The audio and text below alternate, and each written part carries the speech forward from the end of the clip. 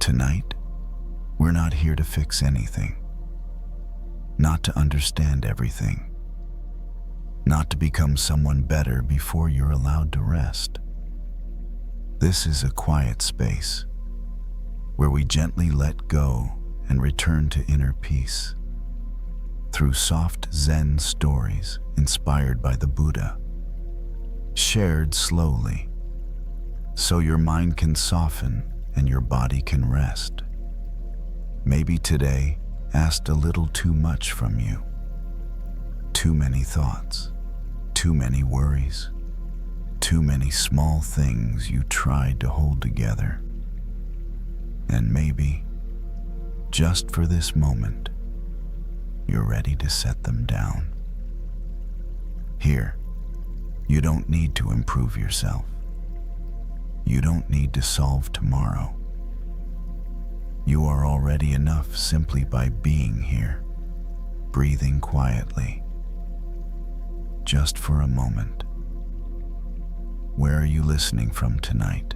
Wherever you are, I'm grateful you're here, sharing this quiet space. Let your breath slow, as if it remembers the way home. Let your shoulders soften, like they no longer need to carry the world. Tonight, we'll listen to a simple story. A story from ordinary life, carrying a small thread of Zen and Buddhist wisdom. Not to give you more to think about, but to help you loosen your grip. Because suffering rarely ends by force. It softens when we stop holding it so tightly. There's nothing to rush, nothing to achieve, only a gentle drifting into rest, into stillness. Whether you stay awake or slowly fall asleep, this moment is already enough. And now, we begin tonight's journey with these Zen stories. Some doors don't need to be locked from the outside. They close very softly, almost without a sound. And then we get so used to being inside that we forget we ever had the key. Ben was 31, working in startups, living alone in an apartment that was darker than it needed to be. Not because he liked the dark, but because bright light made his thoughts feel louder. That evening, he sat on the sofa with only a small lamp turned on near the wall. The warm yellow light reached the ceiling enough to give the room shape, but not enough to demand his attention. Ben's phone rested in his hand. The screen lit up, then went dark. Lit up, then dark again. Old notifications, messages he hadn't replied to, emails he had read but never reopened. He didn't act on any of them. He just held the phone like holding a thread that connected him to a place he didn't want to return to. There was someone Ben hadn't forgiven. Not because that person hadn't apologized. The apology had come long ago. Short, clear, no excuses. But inside Ben, the door stayed closed. Not to punish anyone, only because he was afraid that if he opened it, everything would rush in at once. He had thought about it many times. About keeping distance. About protecting himself. And in a way, he had succeeded too well. So well that there was no one else left in that space with him. Ben set the phone down on the table, then picked it up again. He had done this for many evenings in a row, as if holding it meant he was still in control of the story. But every time the screen went dark, the room felt larger and the silence more noticeable. He stood up and walked to the window. Outside, the city was still moving. Car lights stretched into long lines. No one knew he was standing there. No one was waiting for him to respond. The thought felt both relieving and sad. Ben remembered the first time he decided to close the door. There was no ritual, no announcement, just an evening much like this one, when he felt too tired to keep explaining, too tired to keep hoping. And so he closed it slowly, firmly. At first it felt like safety, like being in a room where no one could interrupt. But over time, the room stayed the same while he changed. The air grew heavier. The distance between him and the world stretched longer. Ben returned to the sofa and sat down. He unlocked the phone, looked at the screen, then locked it again. A small click echoed in the quiet. The sound made him pause, not because it was loud, but because it was familiar. Familiar enough that he'd never really noticed it before. He tried something very small. He didn't open an app. He didn't read a message. He simply placed the phone face down on the table, so the screen could no longer look at him. A sense of emptiness appeared right away, like closing a side door and suddenly realizing how quiet the main room is. Ben rested his hands on his thighs. His shoulders were tight. He let them drop slightly, not to relax, just because they were tired. In that moment, he noticed something that surprised him. This door might never have been locked from the outside at all. No one was standing guard. No one was holding the key. There was only him sitting here, used to staying inside. The thought didn't make him jump up and open the door right away. It simply created a small opening, just enough to let the space feel less suffocating. Ben leaned back into the sofa. The yellow light was the same. The room was the same. But the feeling of being trapped wasn't as solid as before. It shifted into a quiet question: if I open the door, what's the worst that could happen? He didn't answer the question. He didn't need to. Tonight wasn't the time to decide. It was enough to know that the door wasn't a wall, and that the thickest walls are sometimes built from habit alone. Ben closed his eyes for a moment. Not to sleep, just to stop seeing the door. When he opened them again, the room hadn't changed. But the tightness in his chest had eased just a little. And that alone was enough to make this evening feel less like a sealed prison than it had before. Ben stayed seated on the sofa a little longer. There was no urge to do anything next. Without the phone clenched in his hand, his palms rested empty on his thighs. But the emptiness wasn't as uncomfortable as he'd imagined. It felt like taking off a heavy jacket and realizing the room temperature is just right. He stood and walked into the kitchen. He didn't turn on the overhead light, letting the glow from the living room spill in instead. Ben poured himself a glass of water and took small sips. The coolness slid down his throat, waking his body slightly, but in a gentle way. He didn't need more caffeine.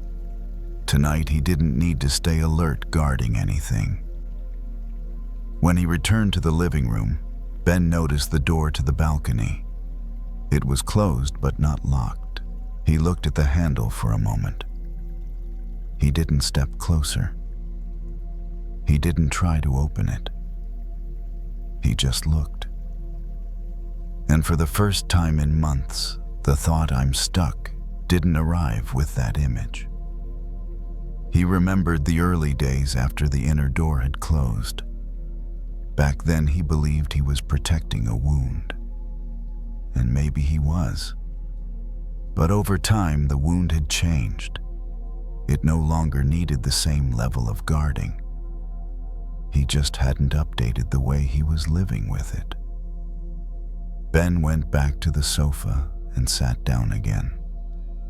His back settled into the cushion legs stretched out. This wasn't a defensive posture. It was the posture of someone resting. His breath moved in and out steady. No counting, no adjusting. Nothing here was threatening him. He thought of the other person briefly. No clear image, no specific words, just a faint presence. He realized he didn't need to decide about forgiveness right now. He only needed to stop imprisoning himself inside an undecided moment. Some doors don't need to be thrown wide open for us to feel freer. It's enough to know they can open. Enough to stop leaning our weight against them all day long.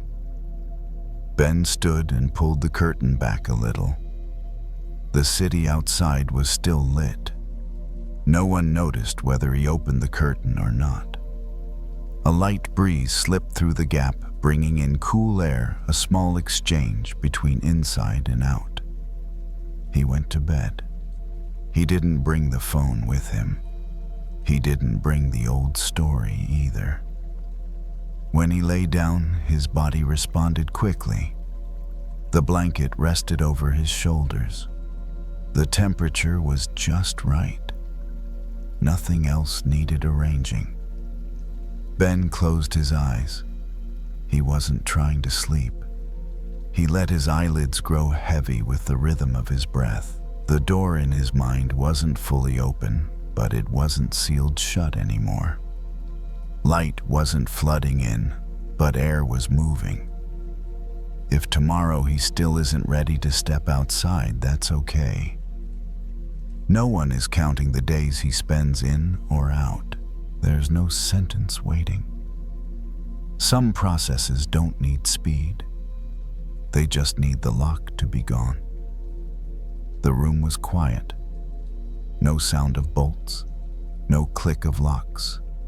Just a man who was no longer holding himself as tightly as before, and a body allowed to rest in a space that finally felt wide enough. And in that gentle loosening sleep arrived, without needing to pass through any door at all. Some anger doesn't come from a big event.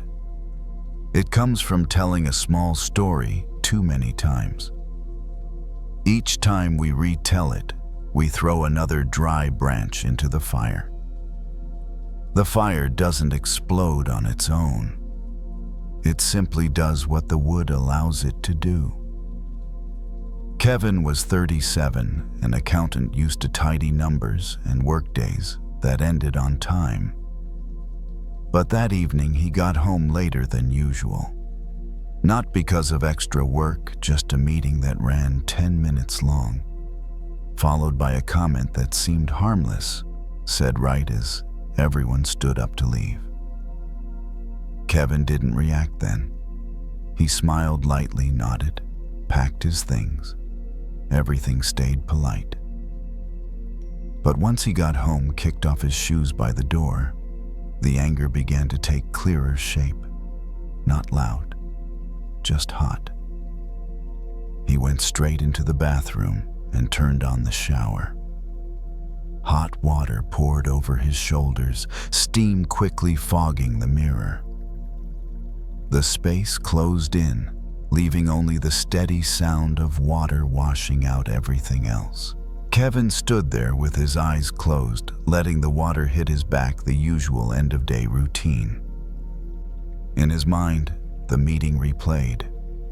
Every sentence, every look. Kevin thought about what he should have said, how he should have answered, how he should have clarified things right then. Each should was another dry branch tossed into the fire. The flame didn't flare up immediately, but it grew a little hotter. The water kept running. The steam thickened. Kevin pressed a hand against the tiled wall, warm under his palm. He noticed his jaw was clenched. His shoulders were lifted higher than normal. His body was reacting to a conversation that had already ended. He opened his eyes and looked at the blurred mirror. The reflection was vague, just a figure standing still in the steam. And it hit him. The event was over. But in his head, it was still happening. Edited, expanded, repeated. Sometimes we think we're processing anger by thinking it through, but often we're just feeding it. Every branch is dry because it comes from memory. And memory, when pulled out again and again, catches fire easily. Kevin adjusted the shower, letting the water turn slightly cooler. Not much, just enough to feel the difference. The steam began to thin. The fire in his chest didn't grow anymore. It paused, waiting. He tried something else. He didn't keep retelling the story. He didn't argue in his head. He didn't prepare imaginary responses. He just stood there with the water, with his breath, with a body that was heating up, then slowly cooling down. This felt different from holding it in. It felt like not throwing anything else into the fire. For a few seconds, a kind of quiet appeared. Not outside, but inside. Not a big empty space, just a small opening where the anger wasn't being fed. Kevin noticed that without new wood, the fire changed. It was still there, but it wasn't sharp anymore. He turned off the shower and stepped out, wrapping a towel around himself. Cool air touched his skin clearly. Kevin breathed in, then out. Not deep, not long. Just enough to notice his chest wasn't tight anymore. In the mirror, his reflection slowly came back as the steam faded. Nothing special, no look of triumph. Just someone who had stopped in the middle before the fire could spread. Kevin dried his hair and hung the towel on the hook. Familiar motions, steady, thoughtless. In his mind, the meeting story wasn't running anymore. It still existed, but it wasn't being told. Like embers cooling once no one stirs them. He stepped out into the living room. The light was soft. The space was quiet. Kevin sat down and felt his body sink slightly in a comfortable way. Not exhausted, just no longer tense. Some nights, what drains us isn't the first spark of anger. It's all the dry wood we add afterward, believing we're making things clearer. But fire doesn't need clarity. It only needs fuel. Kevin leaned back and closed his eyes for a moment. The fire inside him wasn't completely out, but it wasn't being fed anymore. And that alone was enough for the evening to begin to soften. Kevin sat quietly on the sofa. He didn't turn on the TV. He didn't pick up his phone. The room was lit only by the soft yellow glow of a lamp in the corner. This space didn't ask him to react, to keep thinking, or to prepare for anything. It simply allowed him to be still. The anger from earlier hadn't disappeared completely. It was still there like glowing embers after the flames have pulled back. But when Kevin didn't stare at it, didn't poke at it, it began to cool on its own. No water needed, no force, just time and quiet. He stood up, went into the kitchen, and poured himself a glass of water. The sound of water filling the glass was barely audible. Kevin drank in slow sips, feeling his throat soften, sometimes bringing attention back to the body, is the fastest way to stop the mind from spinning. Back on the sofa, Kevin stretched his legs out in front of him.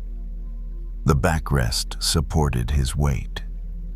His shoulders dropped lower than before, his jaw unclenched. Small signs, but his body noticed immediately. It knew when it no longer needed to stay on guard. In Kevin's mind, the meeting from earlier appeared only faintly now. No clear sentences, no chain of imagined replies. When a story isn't repeated, it shortens on its own, like a fire without wood, first dim red, then gray. He realized something very simple. Not every thought needs to be followed all the way through to be considered processed.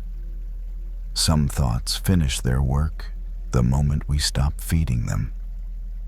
Kevin walked into the bedroom. No rush, no phone in hand. He turned on a small lamp just enough to see. As he sat on the bed, he felt the difference between now and when he'd first come home. His body felt heavier in a comforting way, no longer tight like a drawn string. He lay down and pulled the blanket up to his shoulders. The temperature was just right. The room was cool and still. Kevin turned onto his side, finding his familiar position. No thought jumped up demanding to be resolved. What remained was only a faint afterglow, like warmth lingering in a kitchen after cooking is done. Some anger doesn't need to be overcome. It just needs to stop being retold. When the story ends, the fire no longer knows where to burn. Kevin closed his eyes. He didn't force himself to sleep. He let his eyelids grow heavy. His breath moved in then out, steady and even. Each breath felt like a small pause between the remaining thoughts. And in those pauses, his body did what it knows how to do. If tomorrow, when he remembers that meeting, the anger rises again just a little, Kevin knows he'll recognize the familiar moment. This is where I'm about to throw in more wood. And just like tonight, he can choose not to. Not because he's weak, but because it isn't necessary. The room slowly settled into silence. No conclusions, no promises.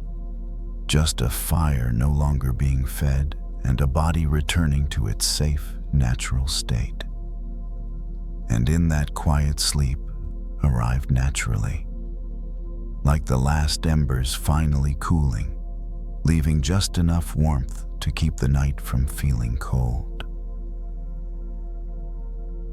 Some words, when left unsaid, begin to speak inside us again and again. Not to be heard, but to be carried. And sometimes what exhausts us isn't that the other person doesn't understand, but that we've been carrying those unspoken words for far too long. Lila was 55, a volunteer at an end-of-life care center. Her work required quiet presence, listening more than advising. She was used to unfinished sentences, to things left unsaid before time closed in. Maybe that was why that evening when she got home, she felt a familiar pull to write. She turned on the small desk lamp in her study. The soft yellow light fell onto a wooden desk worn smooth at one corner. Lila pulled out the chair, sat down, opened a drawer, and took out a blank sheet of paper. No title, no dear someone, just a wide open space. She held the pen and paused for a few seconds. Her hand didn't shake. She just didn't touch the paper yet. Some things, even when they've been ready inside us for a long time, still need a moment of permission to come out. Then she began to write. Not in order, not carefully polished, Some sentences were short, others long. Some words pressed darker into the page, others faded.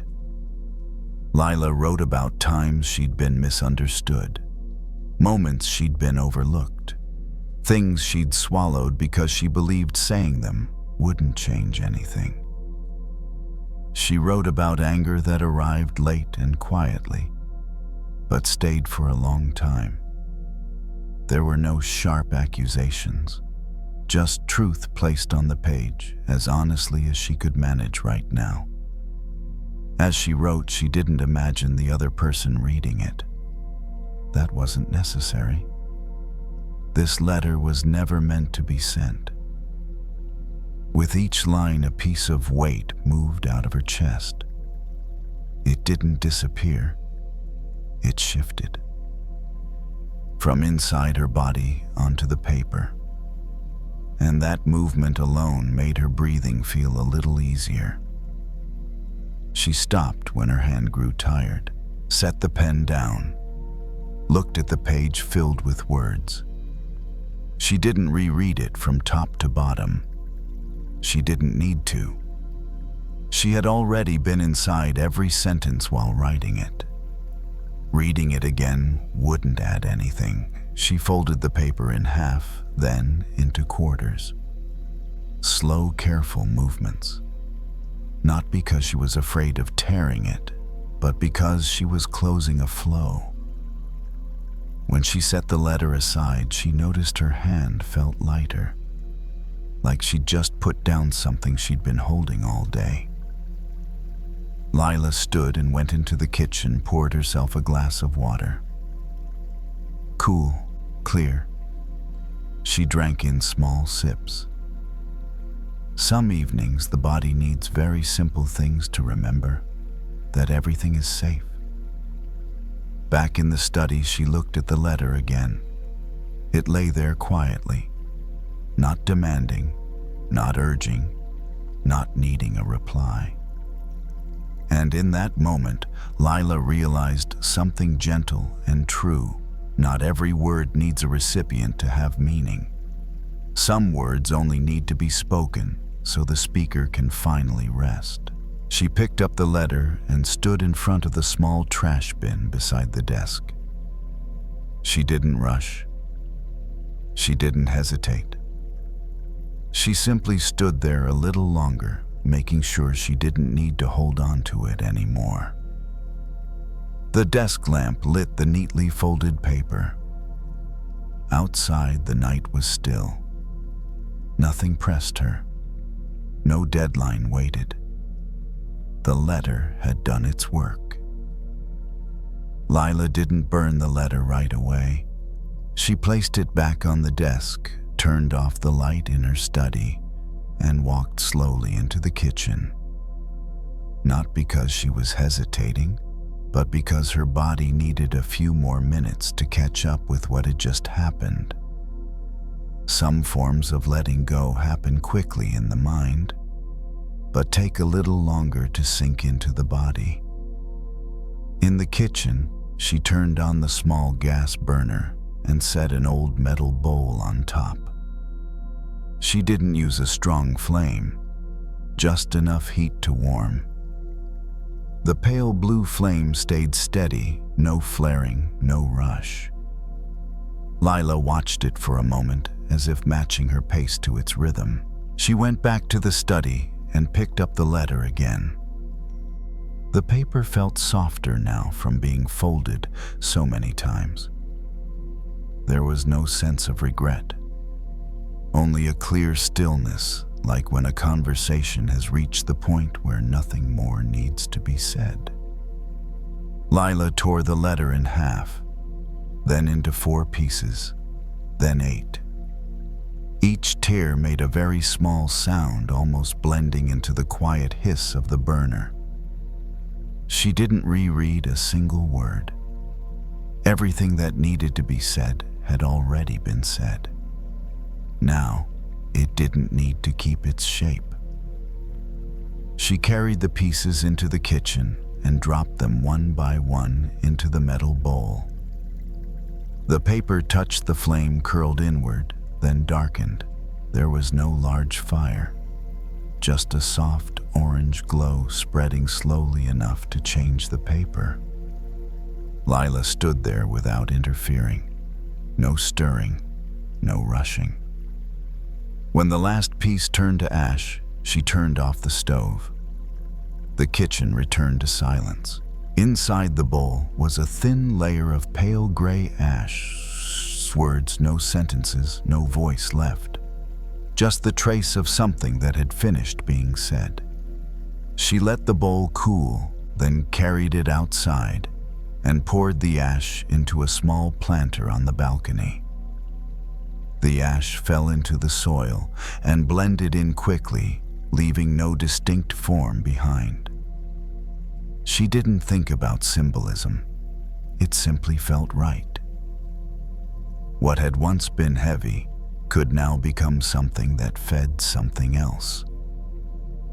Back inside, Lila turned off all the lights, leaving only a dim glow in the hallway. The familiar space held her gently.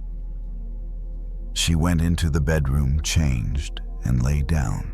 There was no feeling of mission accomplished, no sense of victory, just the feeling of not having to carry anything anymore. Her breathing slowed and evened out. Her chest no longer felt tight like it had earlier in the evening. There were no sentences in her mind waiting to be written, no responses being prepared. A kind of emptiness appeared, but it wasn't cold. It felt like a room that had just been cleaned, carrying the faintest trace of freshness. Lila thought of the people she met through her work. People who had carried so many unsaid words until there was no longer time to speak them. And she realized that tonight she had given herself a very quiet gift, saying what could be said while there was still time so she wouldn't have to carry it any further. If old memories return tomorrow, that's okay. They can knock. But the door is no longer locked from the inside. Not because everything has been fully forgiven, but because she's no longer keeping herself trapped in the same room with them. Lila turned onto her side and pulled the blanket up to her shoulders. The room was just dark enough. No sudden sounds, no thoughts needing attention. What remained was only the lightest sensation of a body that had finally set down an invisible weight. The unsent letter had completed its purpose. It didn't need a recipient.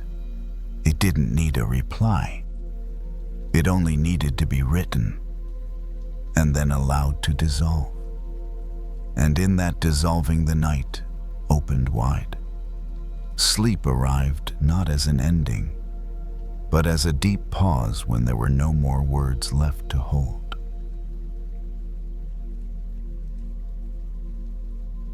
The mirror didn't break loudly. Grace noticed it the next morning when the light from the porch hit the glass at an angle it didn't usually reach. A thin line ran across the corner, quiet and pale, like something that had happened while no one was watching. She stood there for a moment longer than necessary, holding her coffee, letting the kettle click off behind her. She didn't remember dropping it. She didn't remember a sound in the night. Just this line now here. Grace was 62, retired, the kind of person who noticed small things because life had finally slowed down enough to make room for them. She set the mug down, touched the edge of the mirror with one finger, careful not to press. The glass was still smooth. The crack didn't cut. It just interrupted. Later that evening, she carried the mirror out to the porch. The swing creaked gently as she sat down, the same sound it had made for years, steady and familiar. Crickets were already starting up in the yard. She rested the mirror against her knees, tilted slightly, catching the dim gold of the porch light. There had been a time when Grace would have thrown it out right away. Broken meant done. Replace it. Move on. But she didn't feel rushed tonight. She took a cloth from her pocket and wiped the surface slowly, not trying to fix anything, just clearing the dust. Her reflection fractured as she moved her face, appearing in pieces that didn't quite line up. It was strange how even a small break could change the whole image. Grace thought about how anger works the same way. It doesn't always come in shouting or slam doors. Sometimes it settles in quietly. It waits. It turns into distance, into silence, into the way you stop expecting anything good from someone without ever saying so out loud. She had been carrying that kind of anger for a long time. Not the explosive kind, the tidy kind. The kind you keep folded neatly, like a letter you never sent. Years ago, someone close to her had said something that couldn't be taken back. It wasn't dramatic. No betrayal, no shouting. Just a sentence that landed wrong and stayed there. A comment that made her feel small in a moment when she had trusted enough to be open. Grace never confronted it. She told herself it wasn't worth it, that she was being mature, reasonable. But the anger didn't disappear. It just hardened into something quieter. She adjusted the mirror on her lap. The crack caught the light again, more visible now. She wondered how many times she had replayed that moment in her head over the years, polishing it, turning it, letting it reflect different versions of the same hurt. Forgiveness had always sounded to her like pretending the crack wasn't there, like forcing the glass back into a shape it no longer had. She wasn't interested in that. The porch was cool now. A breeze moved through the trees, lifting the leaves just enough to make them whisper. Grace rested her hands on the frame of the mirror and let her shoulders drop. Not in a dramatic way, just enough to notice the weight she'd been holding. There's something exhausting about anger that doesn't get expressed. It stays active. It keeps checking the past, like it might change if you look at it one more time. It sharpens your memory. It edits your expectations. It makes the world feel a little harder than it needs to be. Grace hadn't realized how much of her energy had been leaking into that old moment until now, sitting here watching her reflections split and rejoin with every shift of light. She thought about what it would mean to fix the mirror. Not to make it invisible, not to erase the crack, but to let it exist differently.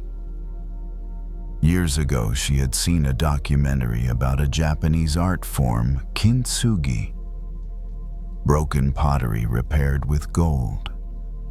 The cracks weren't hidden. They were traced, honored. The object wasn't restored to what it was before. It became something else, more honest, more deliberate. Grace smiled a little at the thought, not because it solved anything, just because it felt truer than the idea of going back to normal. She wasn't ready to forgive the way people usually talk about forgiveness. She didn't feel warm or generous. She didn't feel like reaching out. What she felt was tired. Tired of holding something sharp so carefully. She set the mirror down beside the swing and leaned back, letting it sway slightly. The rope creaked again. The sound filled the quiet in a way that didn't demand attention. For the first time in a long while, Grace considered this. Maybe forgiveness isn't about the other person at all. Maybe it's about changing how you carry what happened. The mirror, broken and still useful, waited beside her. It wasn't asking to be fixed tonight. It wasn't asking for a decision. It was just there. And for now, that was enough. Grace didn't try to repair the mirror that night. She left it leaning against the porch wall just inside the circle of light. Before going back into the house, she paused and looked at it once more. The crack was still there, clear and honest. Nothing had changed, and yet something had loosened. Inside the house felt quieter than usual. Not silent, just unburdened. Grace moved through the rooms without turning on extra lights. The familiar sounds followed her: the soft hum of the refrigerator, the faint tick of the hallway clock. Ordinary sounds, anchoring sounds. When she washed her hands at the sink, she noticed how warm the water felt against her skin. She let it run a second longer than necessary, watching it slip through her fingers and disappear down the drain. There was no rush to finish, no thought she needed to catch. Anger often convinces us that it's doing something useful, that it's protecting us, that if we keep it close, we won't be hurt again. But standing there, hands wet, shoulders relaxed, Grace could feel how heavy that protection had been, how much effort it took to keep it intact. She dried her hands, slowly folded the towel neatly, and set it back where it belonged. Small motions done without commentary. Her body seemed to know what to do before her mind tried to explain it. Later, lying in bed, Grace stared at the ceiling fan as it turned at its lowest setting. The air moved gently across her face. She didn't replay the old conversation tonight. She didn't rehearse a response she'd never send. The memory still existed somewhere inside her, but it no longer demanded center stage. That surprised her. Forgiveness, she realized, might not arrive as a decision. It might arrive as a quiet reduction. Less tension in the jaw, less replaying, less heat behind the eyes. Not gone, just less. The broken mirror stayed on the porch for days. Grace passed it every morning, every evening. Sometimes she caught her reflection in it, split by that thin line. Sometimes she didn't look at it at all. One afternoon, she brought out a small box from the hall closet.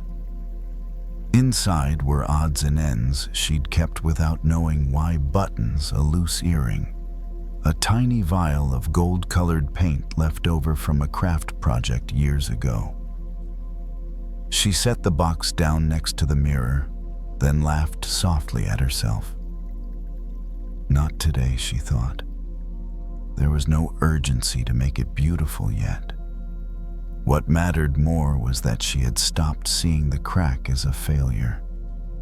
It was simply a record of pressure, of impact, of something that had met resistance and not fully broken.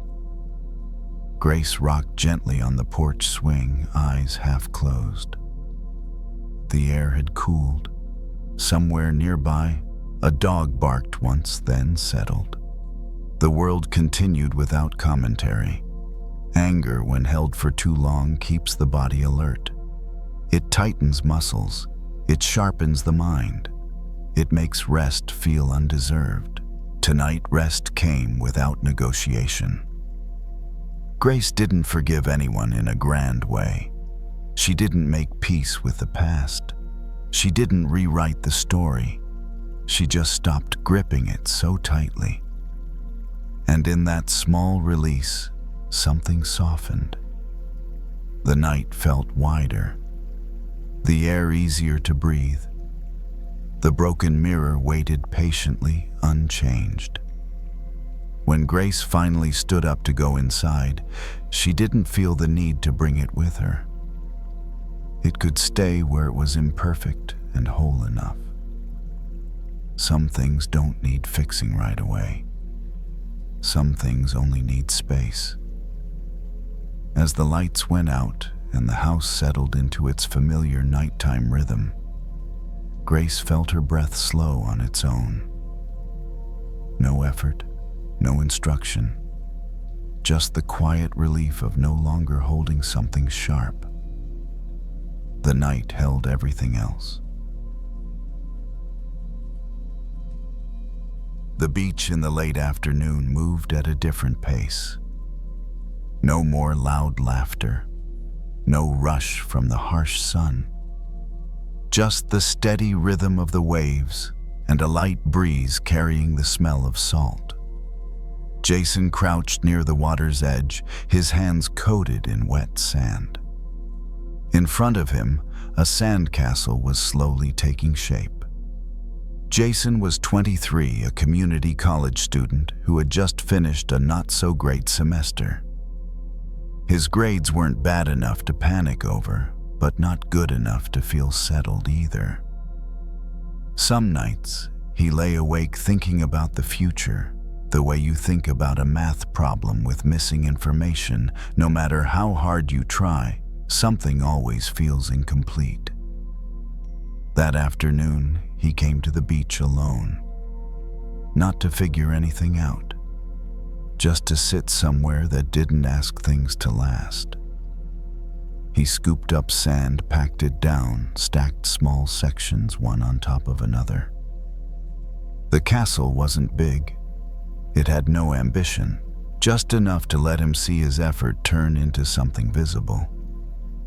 Each time a wave pulled back, the wet sand shimmered, reflecting the fading sky. Jason built low walls, smoothing them gently with his fingers. There was a natural focus in those repeated movements. No plan, no optimization, just being there. He thought about the plans he'd made before.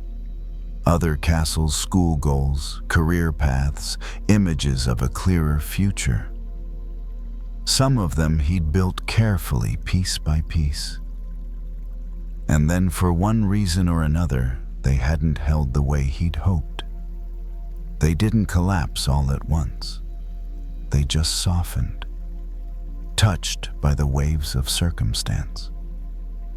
Jason added a small tower to one corner of the castle. It leaned slightly. He adjusted it gently, not trying to make it perfectly straight, just enough for it to stand. Wet sand holds its shape pretty well for a while.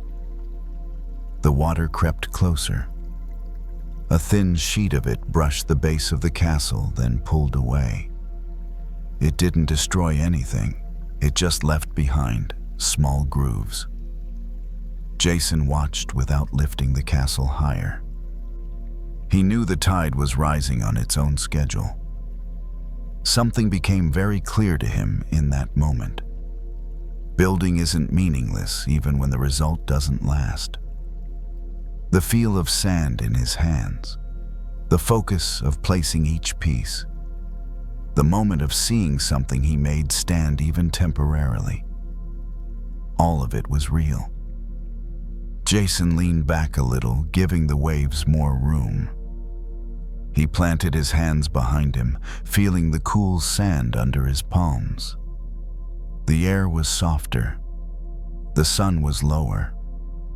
No one was rushing him to finish before dark. A familiar fear crossed his mind. If everything I build can be washed away, what's the point of building at all? But the question felt lighter as he looked at the castle. The castle didn't ask to last forever. It only asked to be built with full presence. Jason leaned in again and fixed a small detail near the entrance. Not to make it stronger, just because he felt like it. A very small pleasure with no long-term payoff. No need for recognition. The waves returned, this time a little stronger. One corner wall collapsed slowly. No drama. The sand loosened and dissolved into the water. Jason didn't reach out to save it. He just watched. His chest didn't tighten the way he expected. There was a brief sense of loss, then it passed. Sometimes we think we're afraid of losing things, when what we're really afraid of is the act of holding on. When the grip loosens, that fear has nowhere to stand. Jason stood up and brushed the sand from his pants. He looked at the castle once more. It was still there, even with a corner gone. Enough to see that care had gone into it. Enough to know he had built it honestly. The sky shifted colors. The breeze grew cooler. Jason turned away from the castle and walked along the shoreline. He didn't need to stay for the final moment. He didn't need to make sure of anything. He knew the waves would do their work, and somehow, that knowledge made his steps feel lighter. Jason walked slowly along the shoreline, leaving faint footprints in the wet sand behind him. With each step, the prints stayed visible for a few seconds. Then the waves washed over them, unhurried, not erasing them all at once. He didn't turn around to look. Not because he wanted to forget, but because there was no need to check. The wind softened. The air was cool, carrying the familiar scent of salt and seaweed. Jason let out a long breath, as if his body were gently setting something down.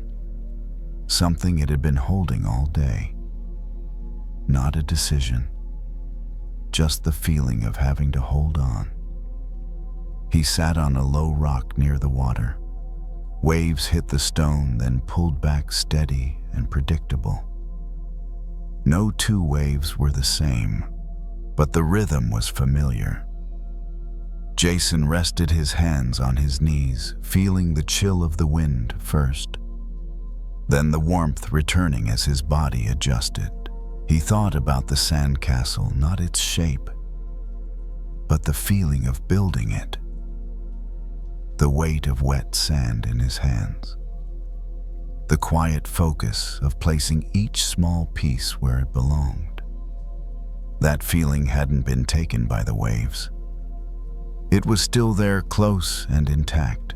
Maybe not everything we do needs to stay.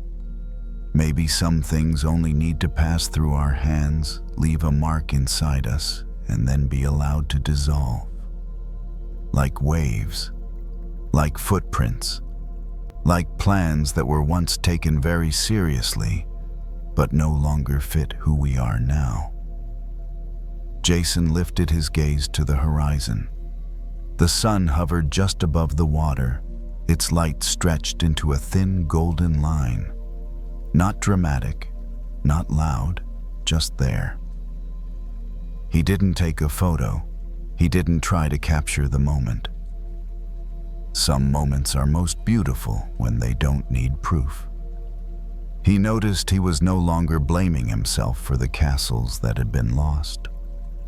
Not because he'd figured everything out, but because he no longer saw loss as failure. It was simply part of building in a world that's always moving. The waves kept rising and falling. Somewhere behind him, the sandcastle might have collapsed further or disappeared completely. Jason didn't know. And strangely, not knowing didn't bother him. It created a light open space where he didn't have to keep watch. He stood up and brushed the sand from his hands. The sun sank a little lower. The sky deepened into blue. Jason walked toward the parking lot, not fast, not slow. His steps were steady. There was nothing he needed to rush to hold on to before night arrived. On the way back, he thought about the things he still wanted to do. Not big plans, just small things he could start then adjust as he went. Like building another sandcastle someday on a different beach. Not to make it last forever, but to build it again. Sometimes we think letting go means giving up. But maybe letting go is simply allowing ourselves not to carry what has already finished its work. Those things don't disappear. They become sand. They become ground. They become what supports the next steps. Jason stopped and looked at the ocean one last time before leaving. The waves were steady, the breeze cool, nothing especially remarkable. And because of that, the moment was calm enough to set down. He turned away and walked on. Not carrying the castle, only the feeling of having built with care and having let go at the right time. The night took care of the rest. Winter doesn't always arrive with snow. Sometimes it comes as cold wind slipping through your collar, as gray skies that linger for days, as the quiet sense that everything has slowed down without any announcement. Holly stood at the bus stop, pulling her scarf tighter around her neck. It was already dark earlier than in other seasons.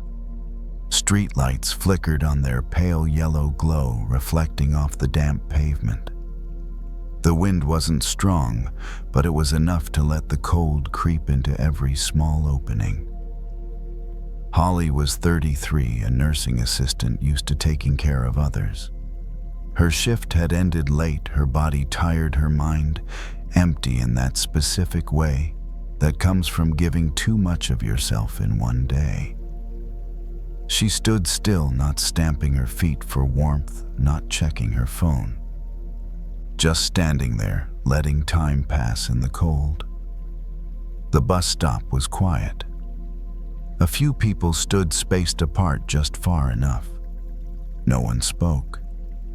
Only the wind and the distant sound of passing cars. Holly breathed out. A thin cloud of vapor appeared, then disappeared almost instantly. She watched it, then let her eyes rest. Some seasons in life feel like a long winter. Not because something is wrong, but because nothing is growing. No clear progress. No sign that warmth is on its way.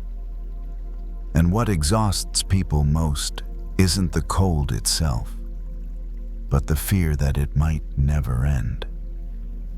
Holly thought about the past few months. Shift after shift.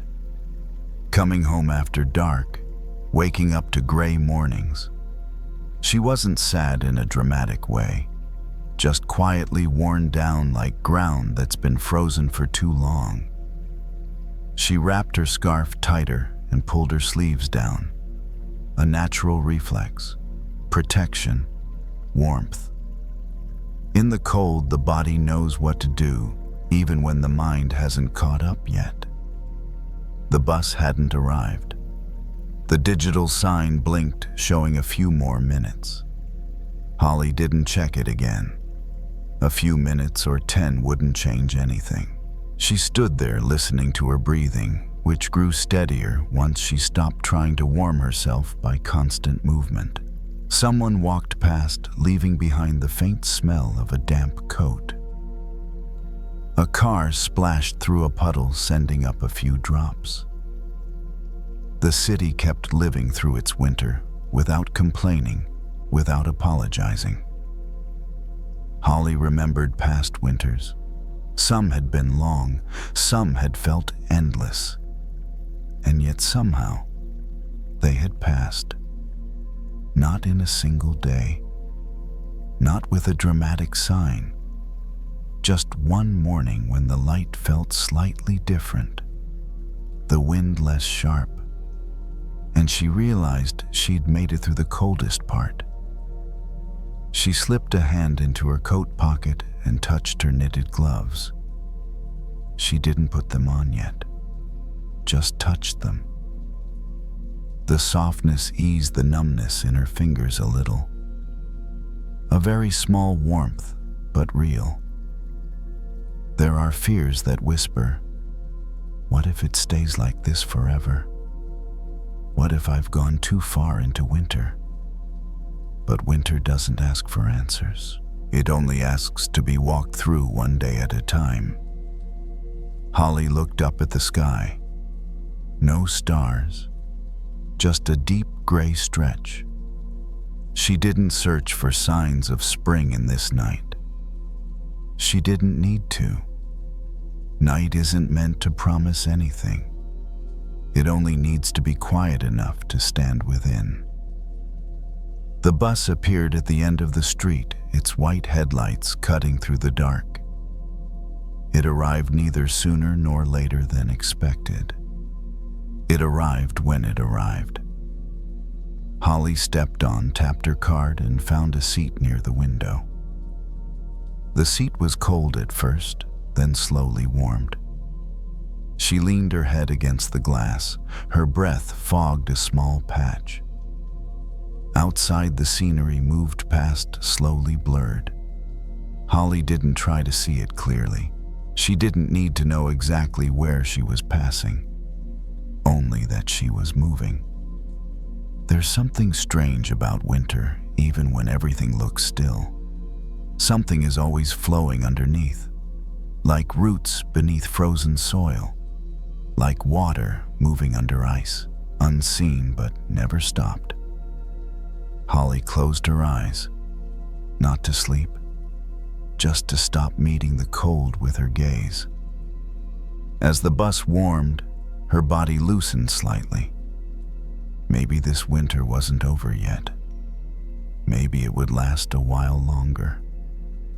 But that didn't mean it was all there would ever be.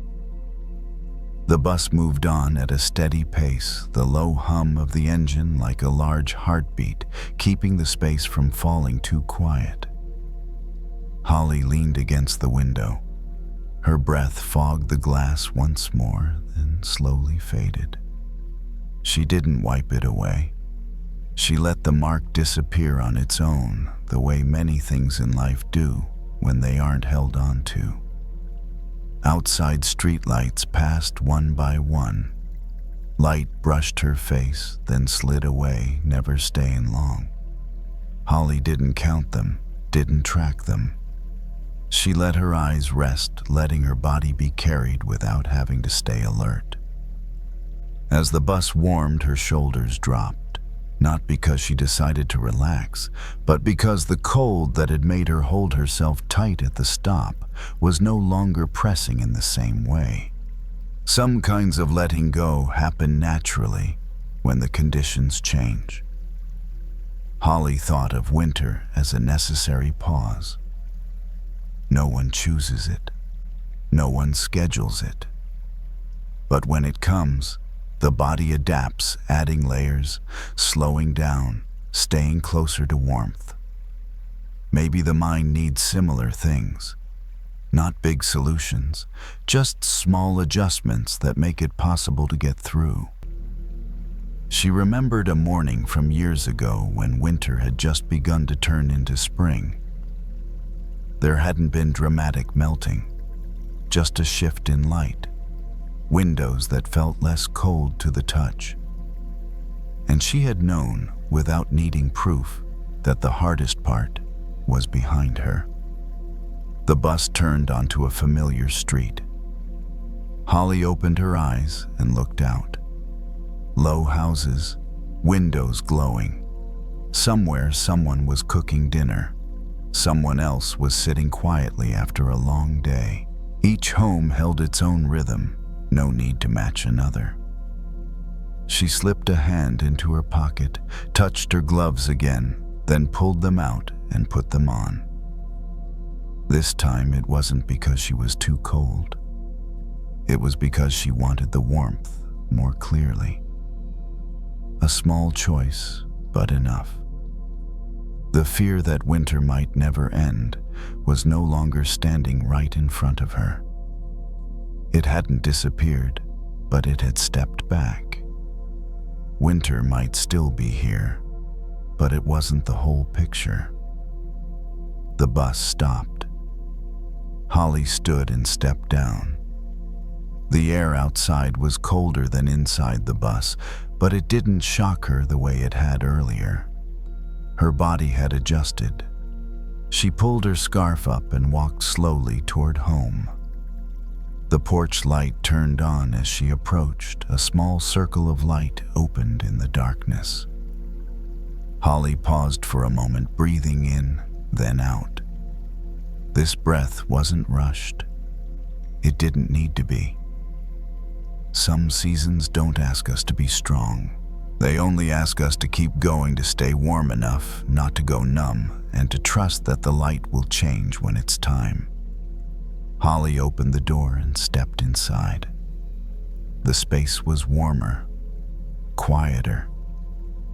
She took off her coat, hung it up, set her bag down. Familiar movements, gentle ones, like a ritual of bringing her body back home. Outside, winter continued doing its work. But inside this small house, there was warmth enough to rest. And sometimes, one warm space is all it takes to make it through a season. Holly turned off a few lights and walked toward her bedroom.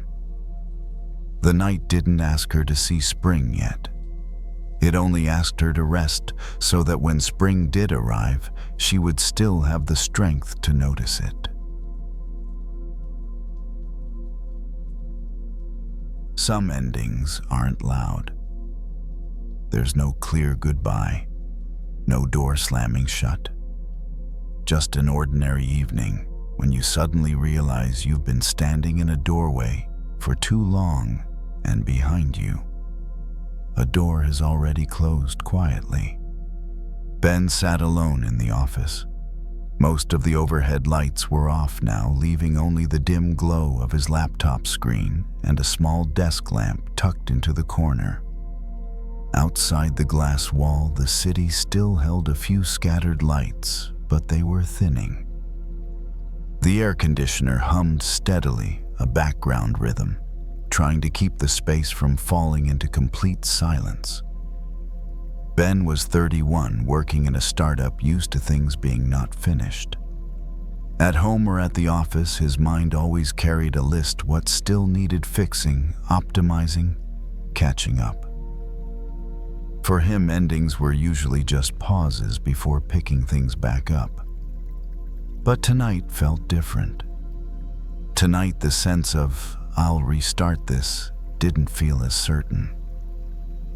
On the screen was a short email. Not many words. Not rude. Not dramatic. Just a polite notice that the partner was pulling out. A project he'd prepared for over months, calls, plans, pitch decks revised late into the night. And in the end, the result fit neatly into a few courteous lines. Ben had read the email many times.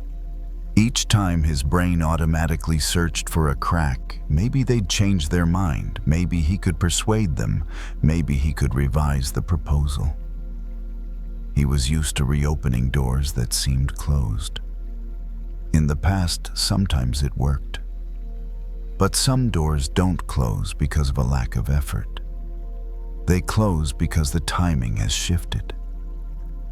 He placed both hands on the keyboard as if typing a few lines could reverse everything.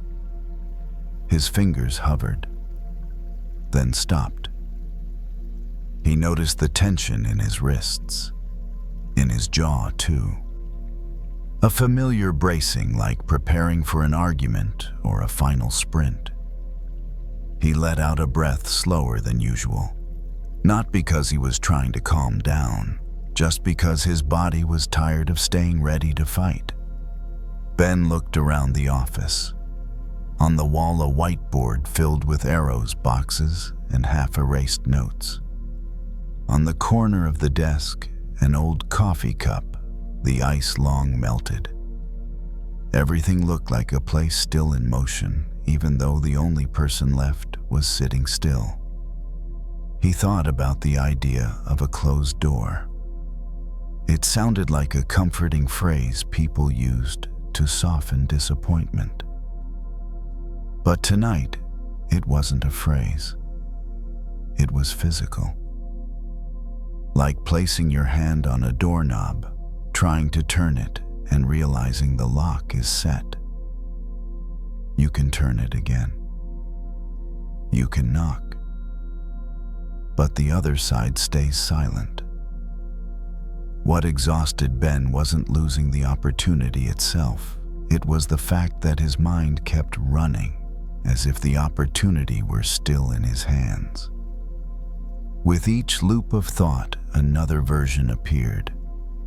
If only I'd sent the email earlier. If only I'd chosen different words. If only I hadn't missed that call.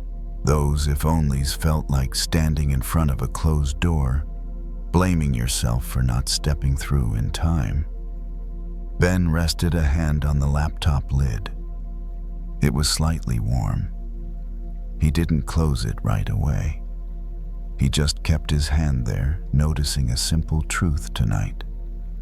There might be nothing left to fix immediately, not because he had failed, but because the situation had changed shape.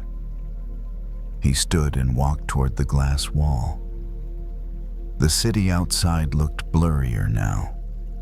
Distant lights made everything feel like it was drifting. Ben rested his forehead lightly against the cold glass, then stepped back. The chill pulled him into the present like a quiet reminder. I'm here. Right now. In a silent room.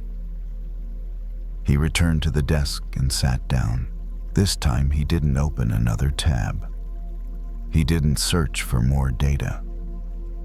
He read the email once more, then let the cursor sit still.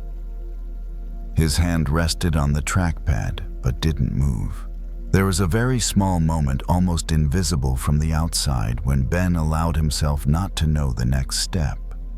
Not knowing didn't mean giving up. It meant that for the first time in months, he didn't have to force the future to be clear in the middle of the night. He closed the laptop. The soft click echoed quietly through the office. Not a slam, just the sound of something being set down. Ben stayed seated after that sound, feeling the silence flow into the space it created. A door had closed. But the most exhausting part wasn't the door itself. It was the habit of standing there, staring at it, and blaming yourself. And in this moment, Ben wasn't doing that anymore. He just sat, listened to the hum of the air conditioner, and let the night hold the rest for him. After closing the laptop, Ben didn't stand up right away. He stayed seated in the dimmer room as if his body needed a buffer between running and stopped. The air conditioner kept humming unchanged, a steady background rhythm that kept the space from feeling too empty. He placed both hands on his thighs, not clenched, not tense, just resting there. It felt strange having hands that didn't need to be ready for the next task, but it also felt light, like setting down something he'd been carrying for too long. Ben stood up and turned off the desk lamp. The office sank into softer light enough to move around without seeing every detail clearly. The writing on the whiteboard faded into pale shapes. He didn't erase anything. There was no need. Those ideas had already done their work in that phase. He put on his jacket and stepped into the hallway. The office door closed behind him without a loud sound. Just the ordinary noise of a door being shut at the right time. Ben paused for a second, rested his hand on the handle, then walked away. He didn't look back. The hallway was quiet. Motion sensor lights turned on as he passed, then dimmed again behind him. Each section lit up, then faded, as if the building itself were guiding him into a different part of itself. Not fast, not slow. Outside, the night air was cool. Ben breathed in, then out. This breath wasn't cut short. No thoughts interrupted it. Just the breath of someone who had just stepped out of a closed room. He walked to the parking lot. The pavement reflected the lights in soft patches. Few cars, little noise. Ben opened his car door and sat down, but didn't start the engine yet. His hand rested on the steering wheel, feeling its familiar surface. A thought passed through him. If I don't keep going down the old path, where do I go next? But the question didn't tighten his chest like before. It was there, light, not demanding an answer right away. Like another room waiting, one that didn't need to be opened tonight. Ben started the car. The engine vibrated briefly, then settled. He drove out of the lot more slowly than usual. Not because he was tired, but because there was nothing he needed to chase right now. Traffic lights changed. The city at night unfolded in small sections. Ben didn't think about strategy, didn't think about emails, didn't think about proving anything. He let the road reveal itself piece by piece, just enough to drive. Some doors, when they close, don't immediately reveal another door in front of you.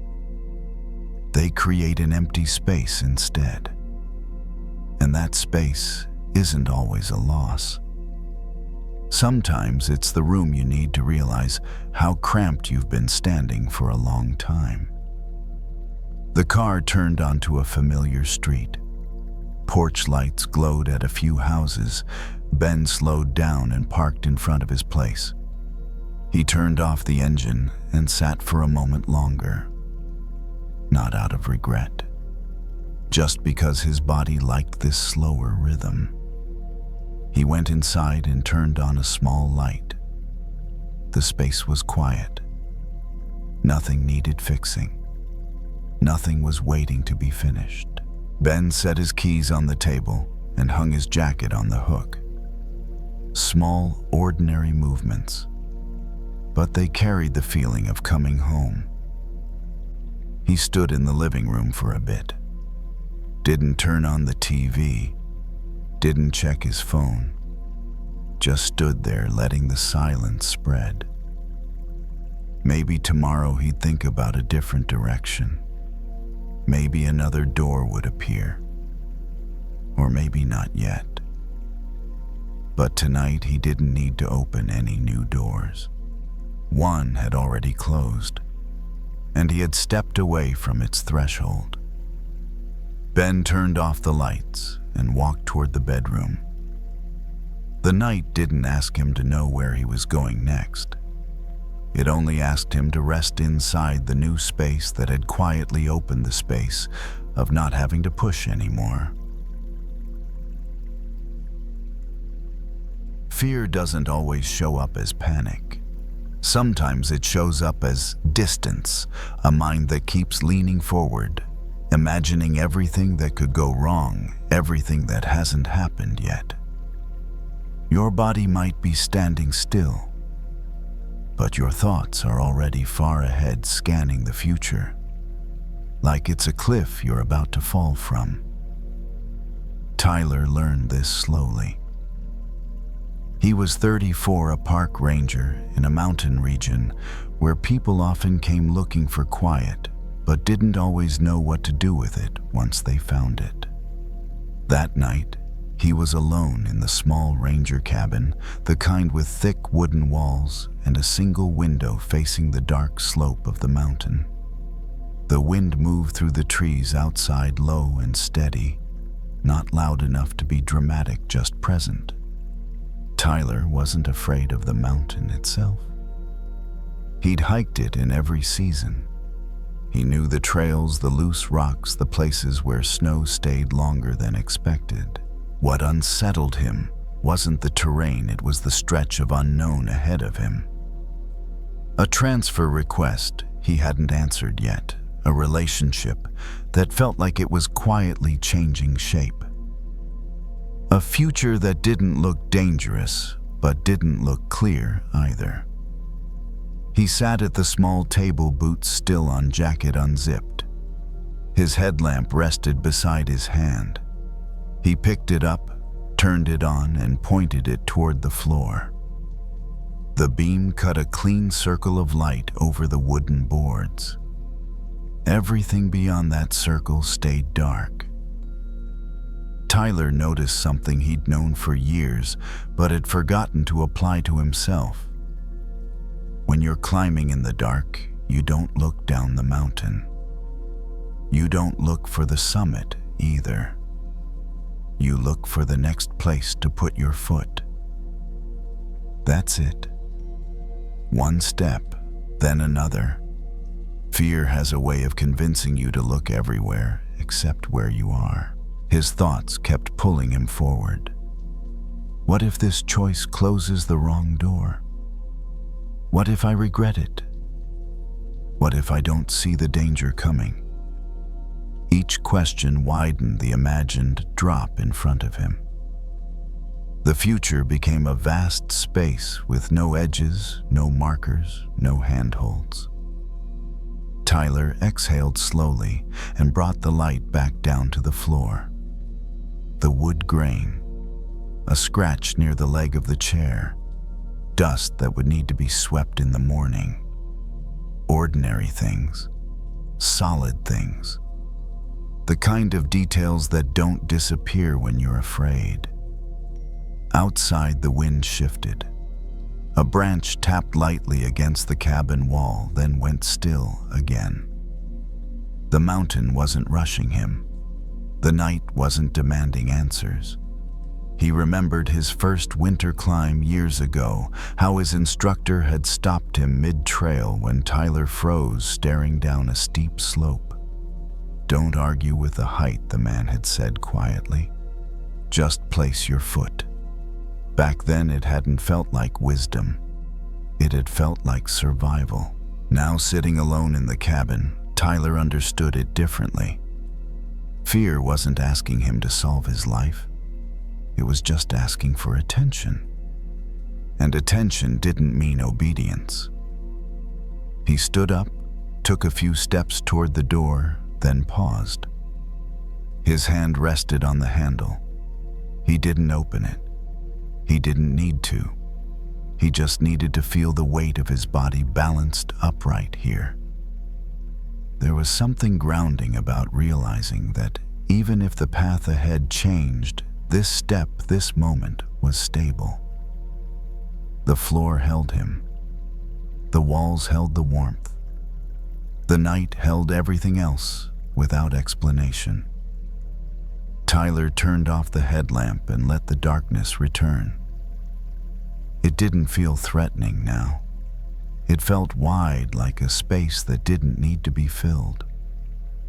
Fear often imagines the worst possible version of tomorrow. But tomorrow never arrives all at once. It comes as moments, steps, small decisions made with the information you have, not the information you wish you had. Tyler sat back down. He unlaced his boots slowly, listening to the soft rasp of fabric and metal. When he finished, he lined them up by the door, neat but not perfect. He didn't check his phone. He didn't rehearse conversations that hadn't happened yet. He let the mountain be what it was, something large, something steady, something that didn't need him to conquer it tonight. Sometimes peace doesn't come from feeling brave. It comes from remembering that you're not required to see the whole path, only the ground beneath you. The wind outside softened. The cabin settled into its quiet creaks and pauses. Tyler leaned back in his chair and allowed his gaze to rest on nothing in particular. The next step could wait. For now, this one was enough. Later that night, the cabin grew quieter in a way Tyler could feel rather than hear. The wind didn't stop, it just became part of the background, like a low breath moving through the trees. The kind of sound you don't need to follow. The kind that keeps going whether you pay attention or not. Tyler lay back on the narrow bed near the wall. He didn't turn off the small lamp right away. Its light was soft, barely reaching the corners of the room, leaving most things in shadow. The ceiling above him was simple wood. Nothing to figure out, nothing to interpret. His mind tried once or twice to wander ahead again, to the transfer request, to the future version of himself that might look back and judge this moment. But the thoughts didn't have the same grip. They arrived without urgency, then drifted off when nothing responded. He brought his attention to his body instead. The way the mattress supported his weight, the way his shoulders sank slightly once he stopped holding them up, the quiet rhythm of his breath already slower than before. In the mountains, Tyler knew panic often came from looking too far. People slipped not because the ground disappeared, but because their attention did. They leaned forward before their footing was secure. Fear works the same way in the mind. Tyler let that idea pass without holding on to it. He didn't need to turn it into ideas. He'd learned enough to know that understanding something didn't always mean doing something with it. Outside, a distant animal call echoed once, then faded. It didn't trigger alarm. It was just another reminder that the night had its own movements, its own language, one that didn't ask for interpretation. Tyler reached over and turned off the lamp. Darkness filled the room, but not completely. There was still a thin outline of the window, a faint suggestion of trees beyond it. Enough to orient himself, enough to feel safe. He remembered how on night climbs, experienced climbers trusted their lights not to show the whole route, but to show enough. Enough rock, enough ground, enough information to take the next step without guessing. That was all the light was ever meant to do. Fear often demands certainty. It wants guarantees, full maps, complete explanations. But the body doesn't need all that to rest. The body only needs to know that right now, it's not falling. Tyler placed one hand on his chest, the other resting loosely at his side. His fingers were relaxed, not curled into fists. His breath moved in and out without effort, without correction. The mountain didn't ask him to decide anything tonight. The future didn't ask him to arrive early. There was a quiet relief in realizing that uncertainty wasn't a threat. It was simply space. Space where things hadn't formed yet. Space that didn't need to be filled with fear. Tyler's thoughts grew less specific. They lost their sharp edges, becoming more like impressions than sentences. The idea of tomorrow softened. The need to resolve anything faded into the background. He didn't tell himself to sleep. He didn't tell himself to relax. He just stayed with the steady feeling of being held by the bed. stayed with the sound of wind passing through branches, stayed with the simple fact of being here now, without needing to move. At some point, the distinction between listening and drifting began to blur. His awareness widened, then thinned like a beam of light slowly dimming. The path ahead would still be there in the morning. The choices would still wait. For now there was no cliff, only solid ground beneath him, only one step already taken, and that was enough to let the night carry the rest.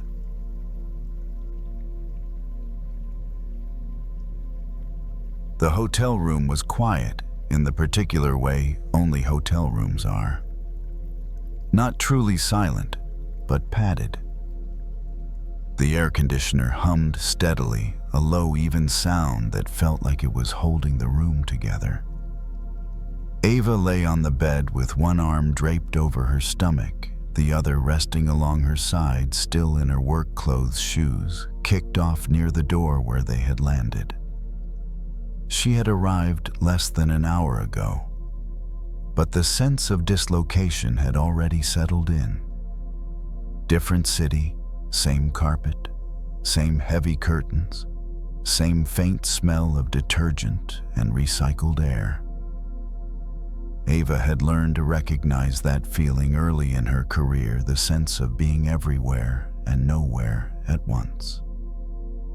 She was 29 and worked as a flight attendant. From the outside, it sounded glamorous.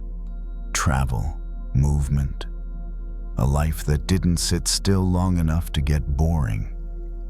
People often said they were jealous. Ava smiled when they did. It was easier than explaining the parts that didn't show up in photos. Tonight's flight had been smooth. Short conversations, polite passengers, nothing memorable. And yet, as soon as she closed the hotel door behind her, the quiet had pressed in heavier than expected. Ava rolled onto her side and stared at the thin strip of light leaking around the curtain. Somewhere beyond it, a city she barely knew was going about its evening. People meeting friends, people going home, people sleeping in beds that didn't change every few nights. She reached for the remote and turned the TV on, then off again almost immediately. The voices felt too close, too awake. She preferred the steady sound of the air conditioner, constant and indifferent. Ava pushed herself up and sat on the edge of the bed, elbows resting on her thighs. She bent forward slightly, letting her head hang for a moment long enough to feel the blood shift, long enough for the day to slide out of focus. She'd been good at moving for as long as she could remember. Good at adapting, good at smiling, and being pleasant in short bursts. But nights like this always brought the same question quietly, without accusation. Where do I actually belong? Not in a dramatic way. She wasn't lonely exactly. She had friends. She had a job she liked well enough. But sometimes, especially in hotel rooms that all looked the same, she felt like a small point of light drifting between places, never landing long enough to be named. Ava stood and walked to the window, pulling the curtain back just enough to see out. The city below was a scatter of lights, uneven and distant. Cars moved along dark lines of road. A few buildings glowed brighter than others. No single light stood out for long. She leaned her forehead lightly against the glass and exhaled. Earlier that day, during a layover, she'd overheard a passenger talking about stars. About how some were so far away that the light reaching us now had started its journey millions of years ago. Some of those stars don't even exist anymore, the passenger had said casually. But we still see them. That idea had stayed with her. Ava looked at the lights below and thought about how often she felt small in comparison to everything else. How easy it was to believe that if she wasn't central, she must be insignificant. That if no one was looking directly at her, she might as well not be there at all. She pulled the curtain back into place and returned to the bed, sitting cross-legged, now hands resting loosely in her lap. The air conditioner clicked softly as it adjusted, then returned to its steady hum. Ava closed her eyes for a moment. Not to sleep, just to pause. She noticed how her body felt when it wasn't bracing for the next announcement, the next boarding call, the next smile. There was a faint ache in her shoulders, a tiredness behind her eyes, and beneath that, something gentler, a quiet persistence. She thought about stars again, about how many of them we never notice. Not because they aren't shining, but because the sky is vast and our attention is limited. A star doesn't stop being a star just because it isn't named or pointed at. That thought didn't make her feel special. It made her feel allowed to be small without being meaningless, allowed to be quiet without disappearing.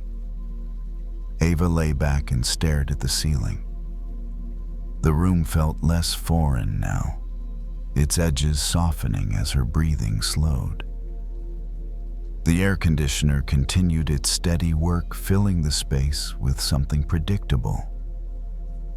She didn't need to decide where she belonged tonight. She didn't need to anchor herself to one place to be real. She could exist exactly as she was moving, passing through, leaving small traces of light behind her without tracking where they landed. Some stars don't guide ships. Some don't carry names. They still shine. Ava felt her eyelids grow heavy as that idea settled in her body. Not as a belief to hold on to, but as a quiet truth she didn't need to defend. The room held her gently anonymous and safe as the night deepened around the window. Ava lay still as the room continued its quiet work around her. The air conditioner hummed without change, steady and unconcerned. Outside, the city lights shifted slightly as clouds moved through the sky, softening some points of brightness while allowing others to come through more clearly. She rested one hand on her stomach and felt the gentle rise and fall of her breath. Each inhale arrived on its own, each exhale left without being held. Her body knew how to do this part without instruction. For a long time, Ava had believed that being visible meant being valuable. That if her presence didn't register strongly, if it didn't leave an impression, it must not have mattered. That belief had followed her from place to place, quietly shaping how she saw herself during layovers, conversations, even moments of rest. But stars don't measure their worth by how many eyes find them. They don't dim themselves when no one is looking. They don't rush to become brighter than the sky around them. The thought settled in her slowly, like light spreading after dusk. Ava didn't feel grand or important. She felt relieved, as if she had been released from a task she didn't remember agreeing to. She shifted slightly, pulling the blanket up and letting the weight of it ground her. The bed held her without preference. The room didn't ask for her story. It didn't need her to be interesting. Ava thought about the places she'd passed through over the years. Airports that blurred together. Hotel rooms she could barely distinguish from one another. Faces she remembered without names. All those moments had felt temporary, almost disposable, as if they didn't count because they didn't last. But nothing about a star's light is wasted. Even the faintest glow travels far beyond its origin, touching things it will never see. That idea softened something deep in her chest. Maybe her life didn't need a single fixed center to be meaningful. Maybe meaning could move with her, appearing wherever she was willing to be present, even briefly. She closed her eyes and let the darkness behind her eyelids deepen. The city outside continued without her participation. Cars moved, elevators rose and fell. Somewhere a door opened and closed. The room stayed steady. Ava noticed how much quieter her mind had become. The questions about belonging didn't feel urgent anymore. They could wait. They always could. She remembered standing at windows like this before in other cities, other nights, feeling the same smallness and mistaking it for emptiness. Tonight, that smallness felt different. It felt like space, not empty, open. The air conditioner clicked once, then resumed its hum. Ava's breathing matched it naturally, slow and even. The edges of her thoughts blurred, one dissolving into the next without resistance. She didn't need to shine in a particular way. She didn't need to be central. She didn't need to leave a mark she could track. Being here was enough. Shining quietly was enough. Some stars are seen, some are not. The sky makes room for all of them. Ava drifted toward sleep with that understanding resting gently in her body. The hotel room holding her like a temporary sky, neutral, quiet, and complete.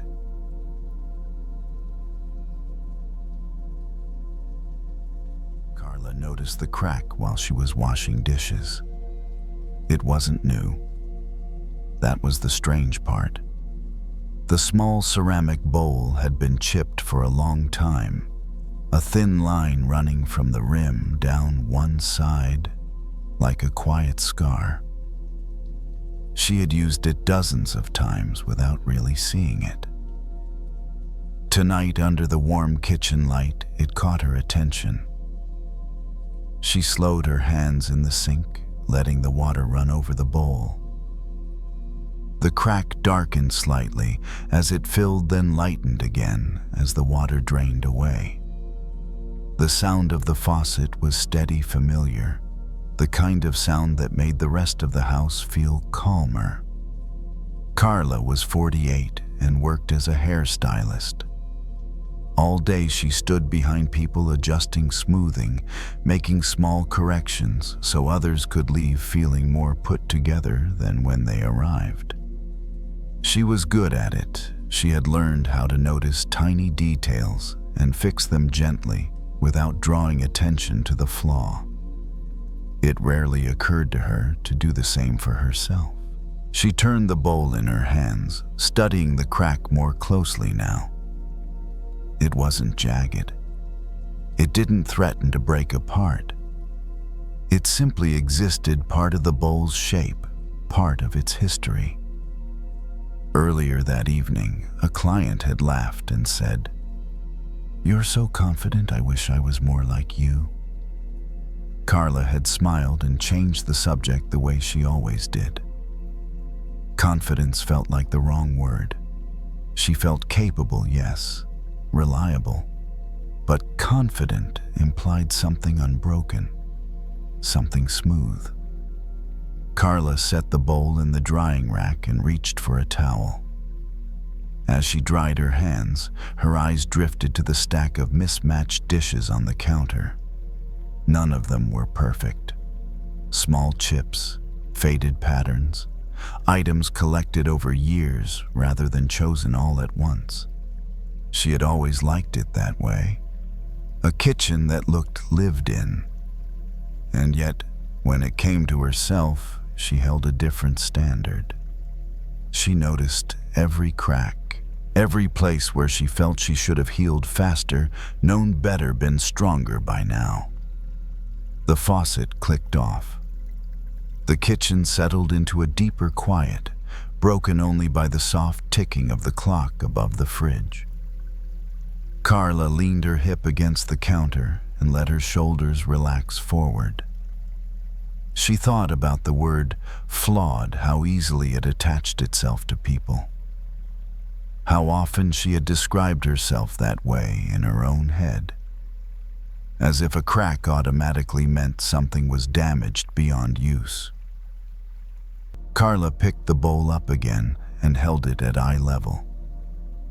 The light caught the glaze unevenly along the crack, creating a faint line of reflection. It wasn't ugly. If anything, it made the bowl more interesting, more honest. She remembered something she had read years ago about old pottery in Japan. How cracks were sometimes repaired with gold, not to hide the break, but to highlight it. The idea had stayed with her, even if she couldn't remember the name for it. The bowl in her hands hadn't been repaired with gold. No one had tried to make the crack beautiful. And still, it held water. It held food. It did exactly what it was meant to do. Carla felt a familiar tightening in her chest, the kind that came when she thought about her own past. Relationships that hadn't lasted. Choices she replayed late at night, the quiet belief that if she were less marked, life would have gone more smoothly. She set the bowl back down carefully and rested both palms on the counter. The surface was cool, solid, trustworthy. She took a slow breath and let it out without shaping it. What if being whole didn't mean being uncracked? What if it simply meant being able to hold what life placed inside you? The thought didn't demand an answer. It stayed there like the bowl on the counter, waiting to be noticed. Carla turned off the kitchen light and left the room dim, letting the glow from the living room spill in instead. The crack in the bowl was harder to see now, but she knew it was still there. And for the first time that evening, that didn't feel like a problem. Carla left the kitchen and moved into the living room, not turning on any more lights. The house felt different in the dimness, softer, less demanding. Shadows settled into corners without being asked to explain themselves. She sat down on the couch and let her back sink into the cushions, arms resting where they fell. The image of the bowl stayed with her, not as a symbol she needed to analyze, but as a quiet presence, something ordinary that had done its job without pretending to be untouched. She thought about how often she had treated her own life as if it were supposed to look unused. No visible wear, no chips, no signs that anything had ever pressed too hard. And when the marks showed up anyway, she'd taken them as evidence of failure instead of evidence of living. Carla crossed her legs and leaned her head back against the couch. The fabric was worn smooth in places, shaped by years of use. She liked that about it. It held her without trying to impress her. She remembered moments she usually avoided thinking about.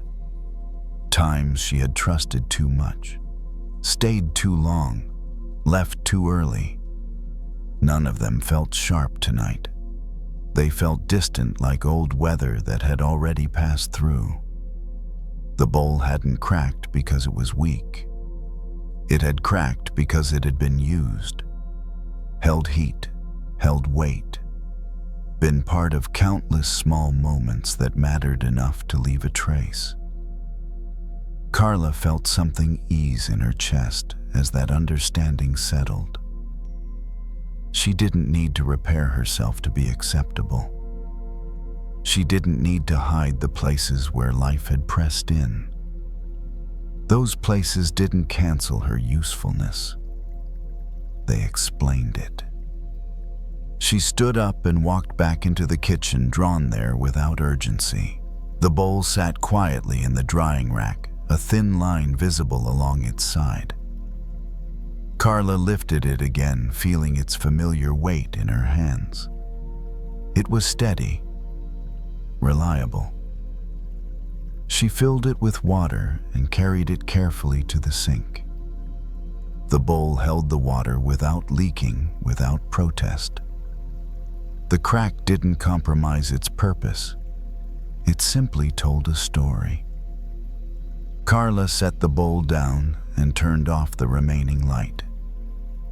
The kitchen faded into shadow, leaving only the faint outline of shapes she knew well. She didn't need to see everything clearly to trust it. In the bedroom, she changed into something soft and loose movements, slow, unhurried. The mirror caught her reflection briefly. She didn't look away. She didn't search for flaws. She just saw a woman who had been shaped by years of showing up.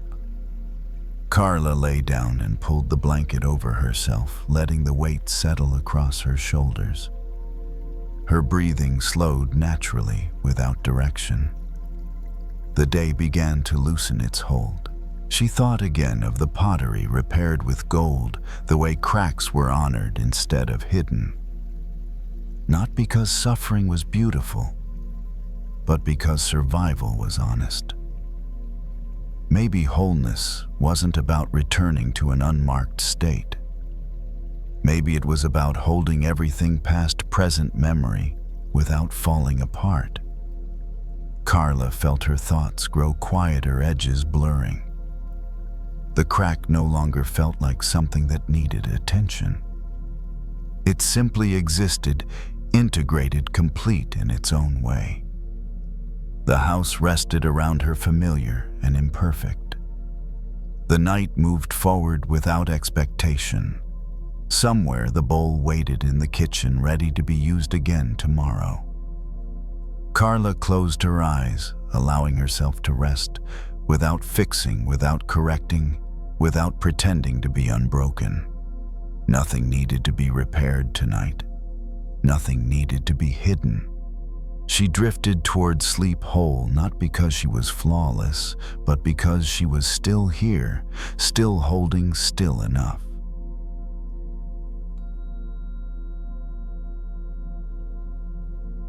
Henry paused on the porch before sitting down, as if checking whether the night was settled enough to hold him. The wooden boards were cool beneath his bare feet. A porch swing hung slightly off-center, moving just a little in the breeze, its chain making a soft, familiar creak. Somewhere beyond the yard, crickets kept time without hurry. He lowered himself onto the swing and let it take his weight. The motion was gentle, almost accidental. Back and forth, back and forth. Not enough to call it rocking, just enough to feel carried. Henry was 58 and recently retired from the military. For most of his adult life, his days had been planned down to the minute. Wake times, briefings, objectives, even rest had been scheduled.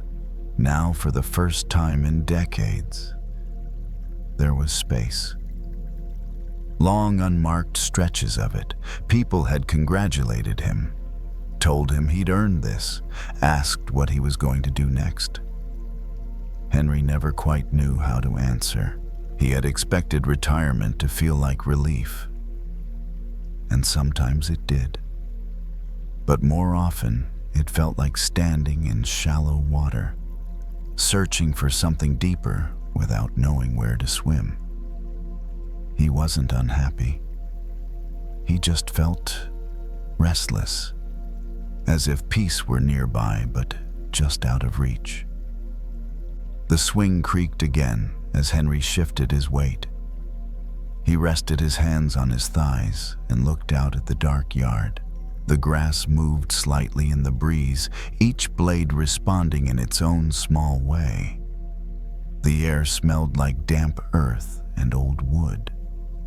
Earlier that evening, he had found himself pacing the house, moving from room to room without purpose. He'd opened the fridge, then closed it, picked up his phone, then set it back down. The habits of motion were still there, even when there was nothing left to complete. Henry had spent years believing happiness was something you arrived at. A point on the map. A reward at the end of enough effort. He had chased it in promotions, in achievements, in the quiet pride of being useful. And now that the chasing had stopped, the question lingered. Why doesn't it feel the way I thought it would? He leaned his head back against the porch post and let his eyes rest on the dark sky. Clouds moved slowly across it, thinning and thickening, revealing stars and then covering them again. Nothing dramatic, just steady change. Henry remembered a story someone had told him once long ago during a quiet watch. A simple story, almost a joke. A fish swimming from place to place, asking everyone it met where to find the ocean. The other fish looked at it strangely and said, "This is the ocean." And the fish replied, "No, this is water. I'm looking for the ocean." At the time, Henry had laughed and moved on. Tonight, the story returned with a different weight. He thought about how often he'd treated happiness the same way. Always just ahead, just beyond the next assignment, the next chapter, the next version of himself. He had been swimming in it, perhaps without ever noticing. The swing continued its quiet motion. Henry felt his breathing begin to match it. In, out. No effort required. His shoulders dropped slightly, a small release he hadn't asked for.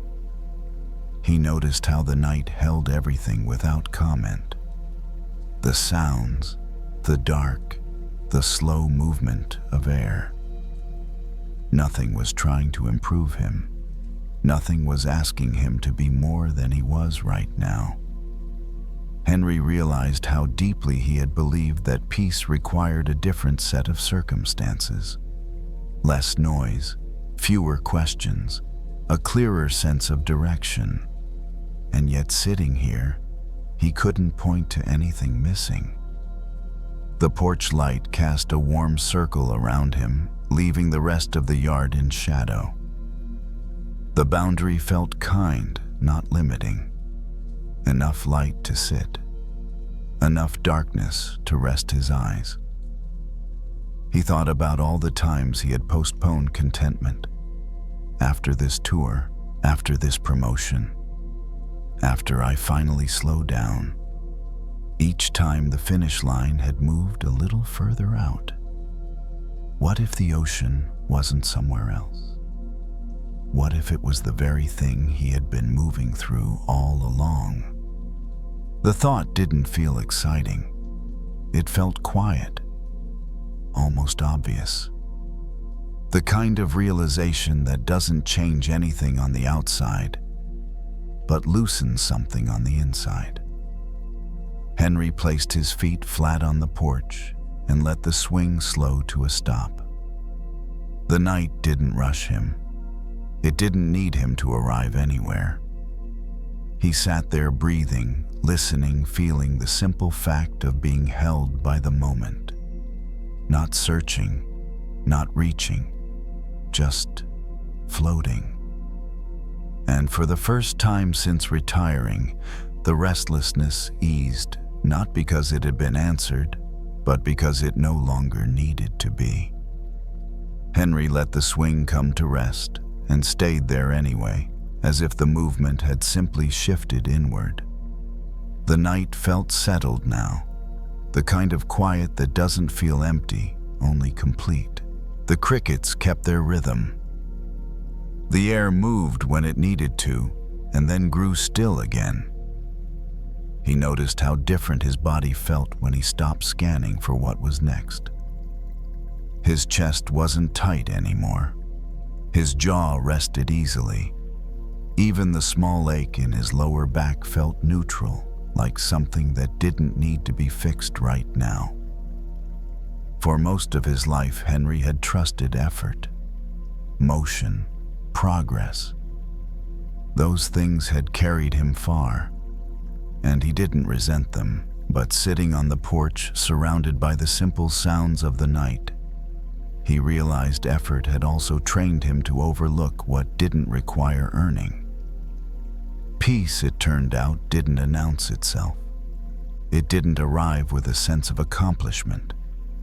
It felt more like permission, the permission to stop swimming for a moment and notice the water already holding you.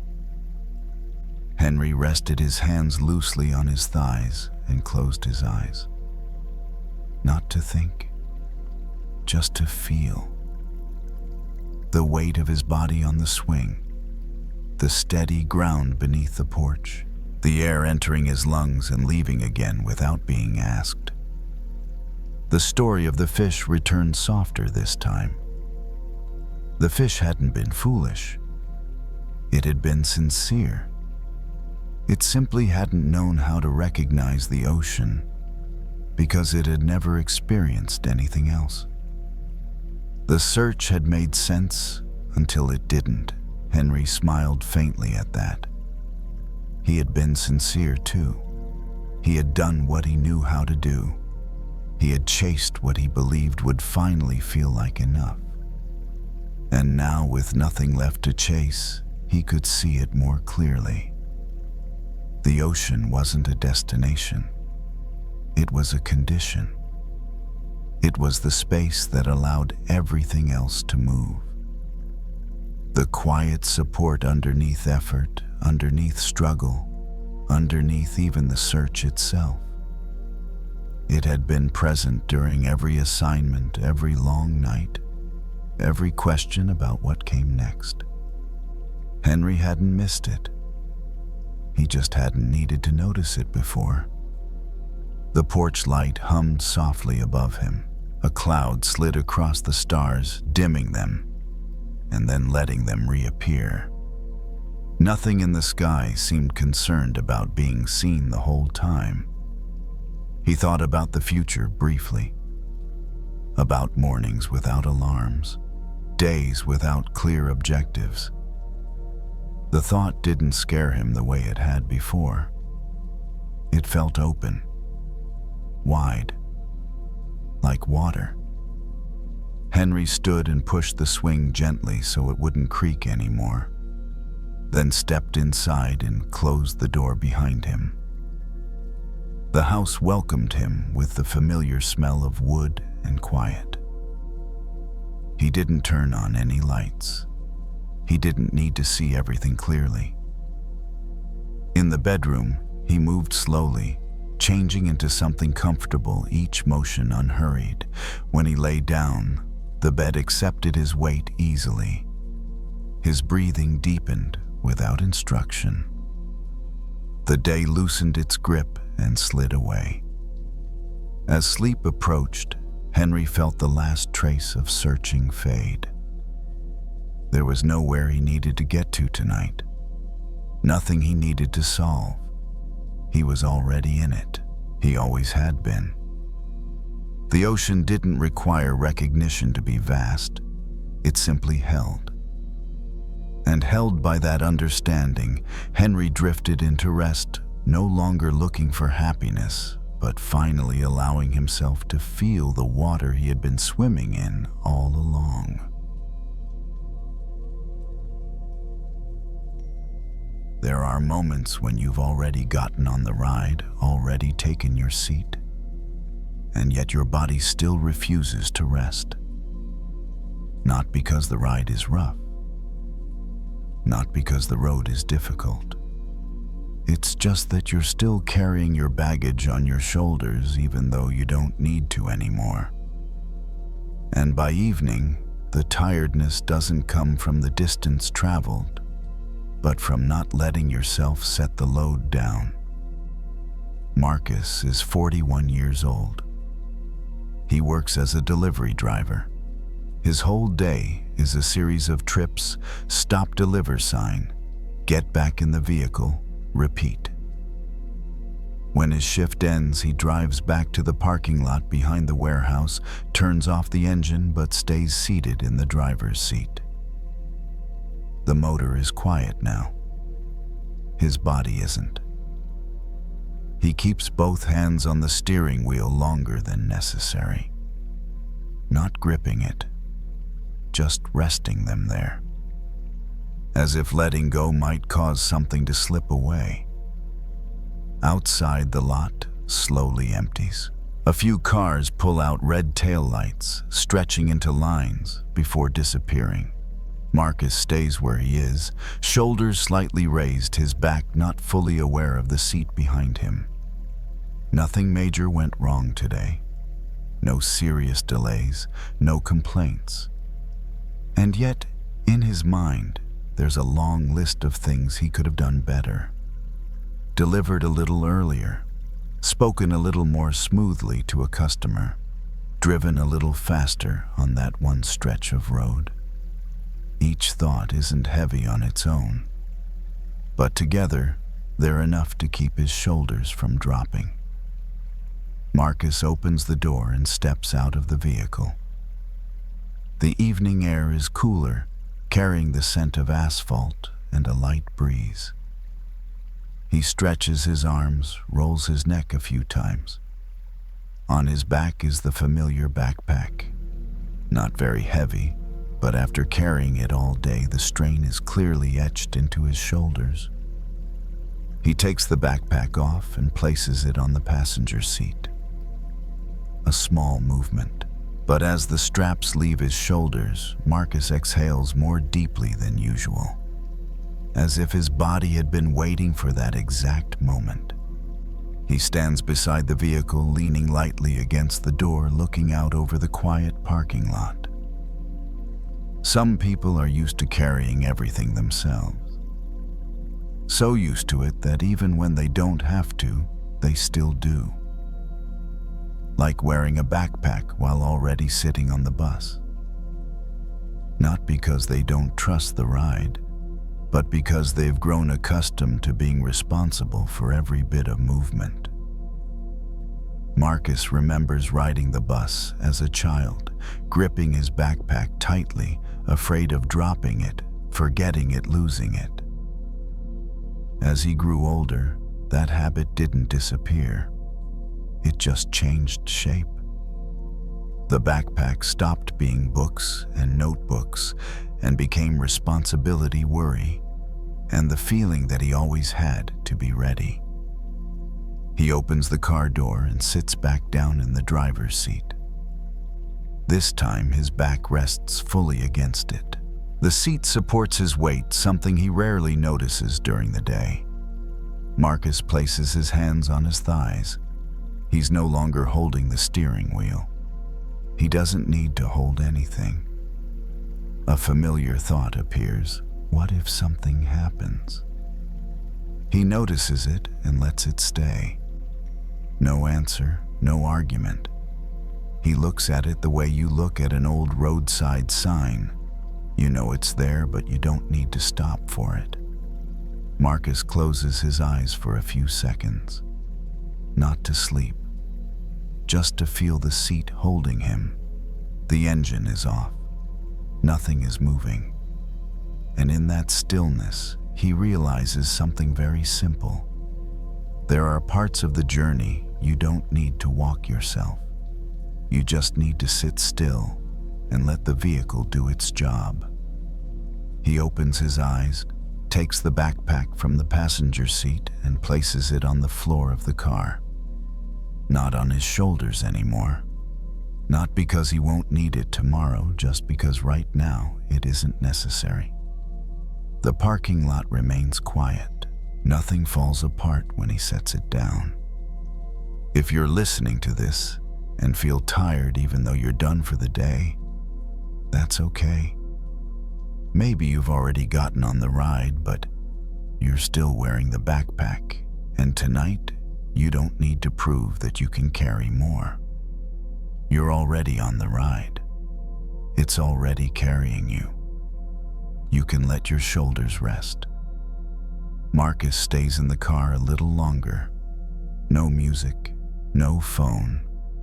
Just sitting there with the windows closed, the quiet parking lot, and the yellow lights spread evenly across the pavement. The backpack rests on the floor of the car, no longer touching his shoulders. The brief sense of emptiness passes quickly, replaced by a lightness he didn't expect. He leans further back into the seat. The car supports his full weight, his back, his hips, his shoulders. When he doesn't have to hold himself up, his body naturally finds a more comfortable position. A long exhale leaves him. Not forced, just happening. Some days we believe that if we stop carrying everything, things will fall apart. But tonight, as Marcus sits still in a car with the engine off, he sees the opposite. Everything is still there. Still okay. Even when he isn't carrying it on his shoulders. He opens the car door and steps outside. No rush. The backpack stays inside. He locks the door and stands there for a moment, looking around. A light breeze moves through. Distant insects hum. There's no sound asking him to react. No task waiting for him. Marcus walks toward his own car parked in another part of the lot. The path is short and familiar. When he gets in, he doesn't put the backpack on again. He places it on the back seat instead.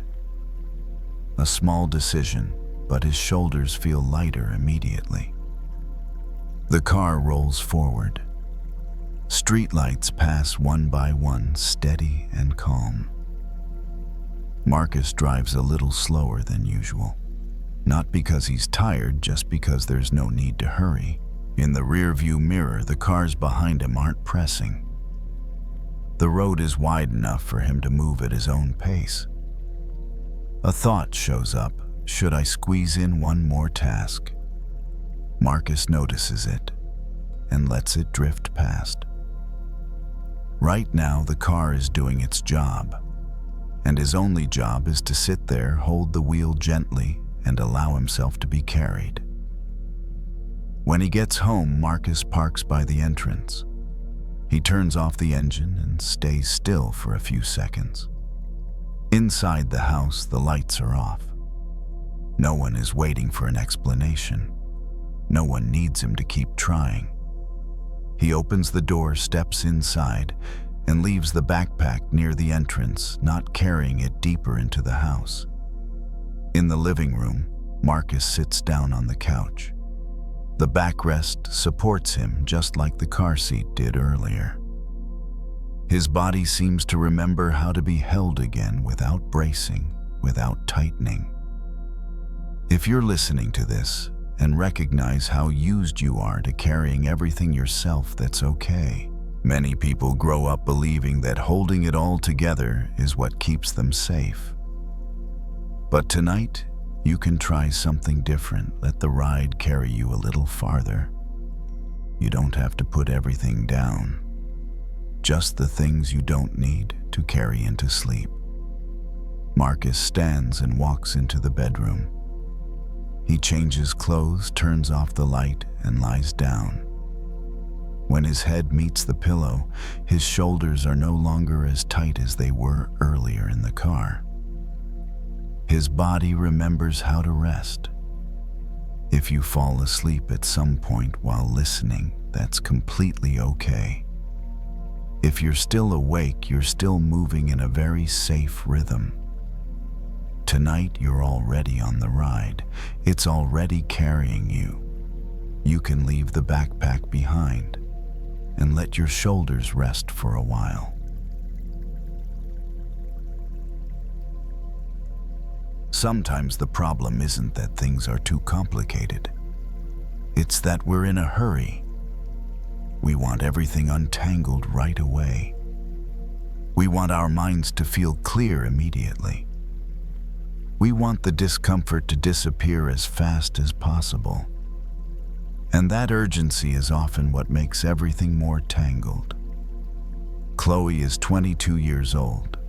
She works retail at a large store.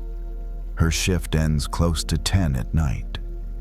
When she gets back to her room, she drops into a chair, kicks off her shoes, and pulls her earbuds out of her jacket pocket. The cord is twisted into a small knot, familiar somehow, always like this. Chloe frowns. She tugs gently at one end. Nothing happens. She pulls a little harder. The knot tightens. She exhales sharply, a bit irritated. Why is it always like this?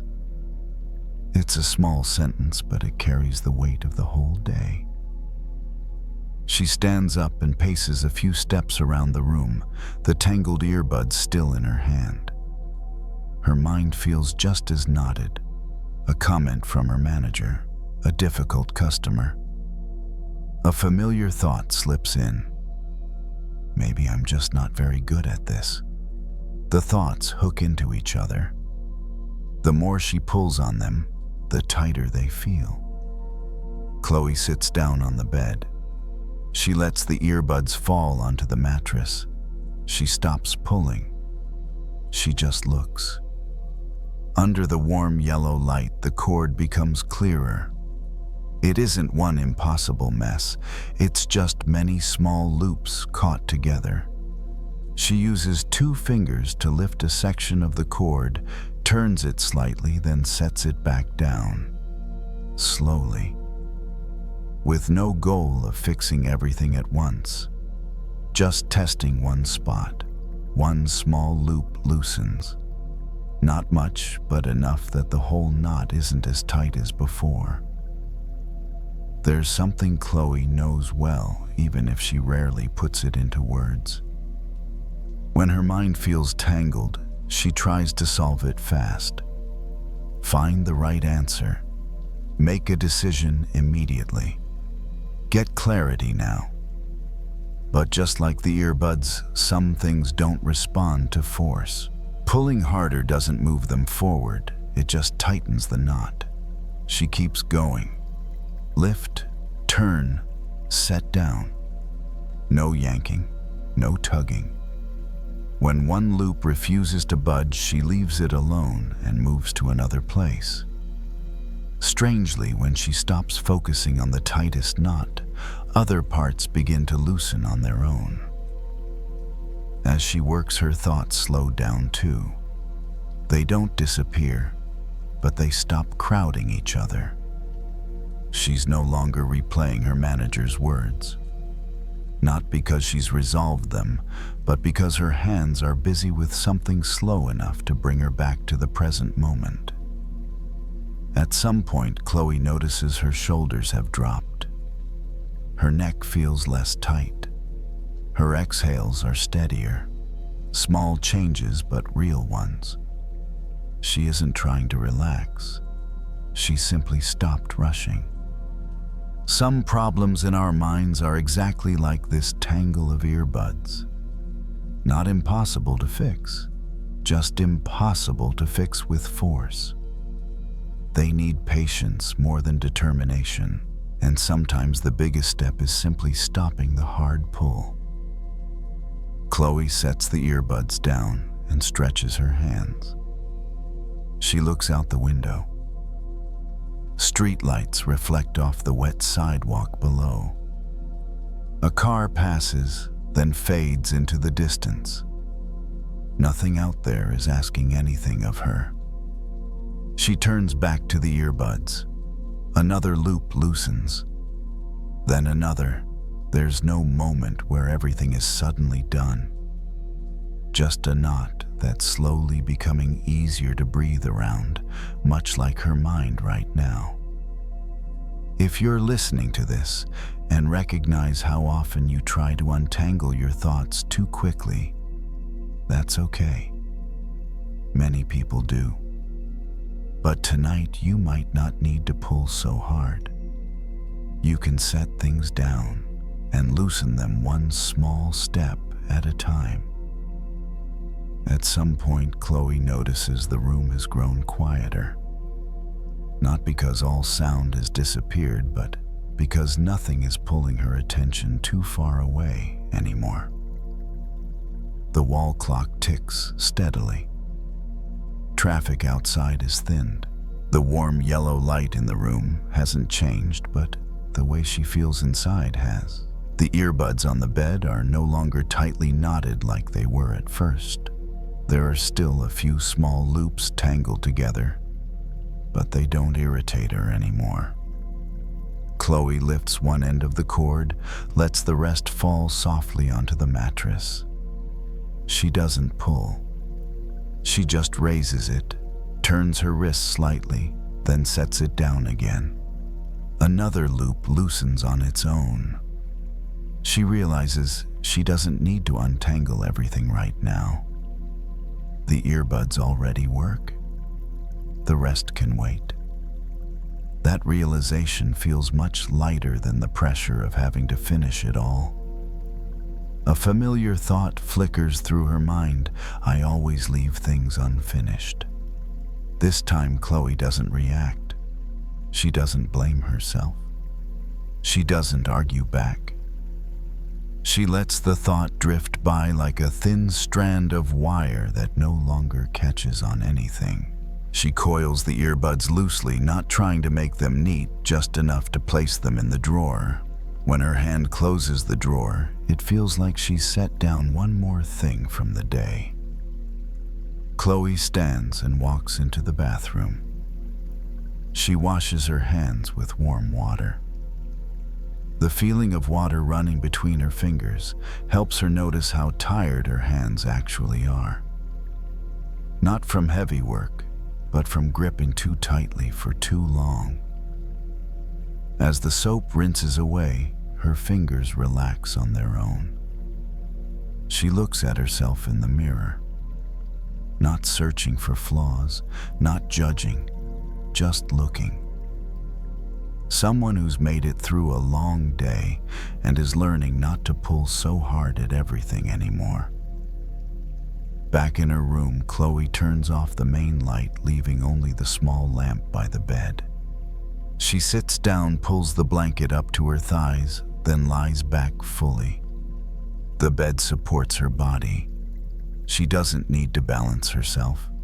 She doesn't need to think any further. Some nights, the best thing you can do for yourself isn't to solve every tangle, but to stop making them tighter. No pulling. No yanking, no forcing clarity. If there are still a few loose wires in your mind, that's okay. They don't need to be untangled before sleep. They can stay right where they are, harmless, as long as you don't keep pulling on them. Chloe turns onto her side. Her breathing slows. Not perfectly even, but comfortable. She isn't thinking about tomorrow. She isn't thinking about her next shift.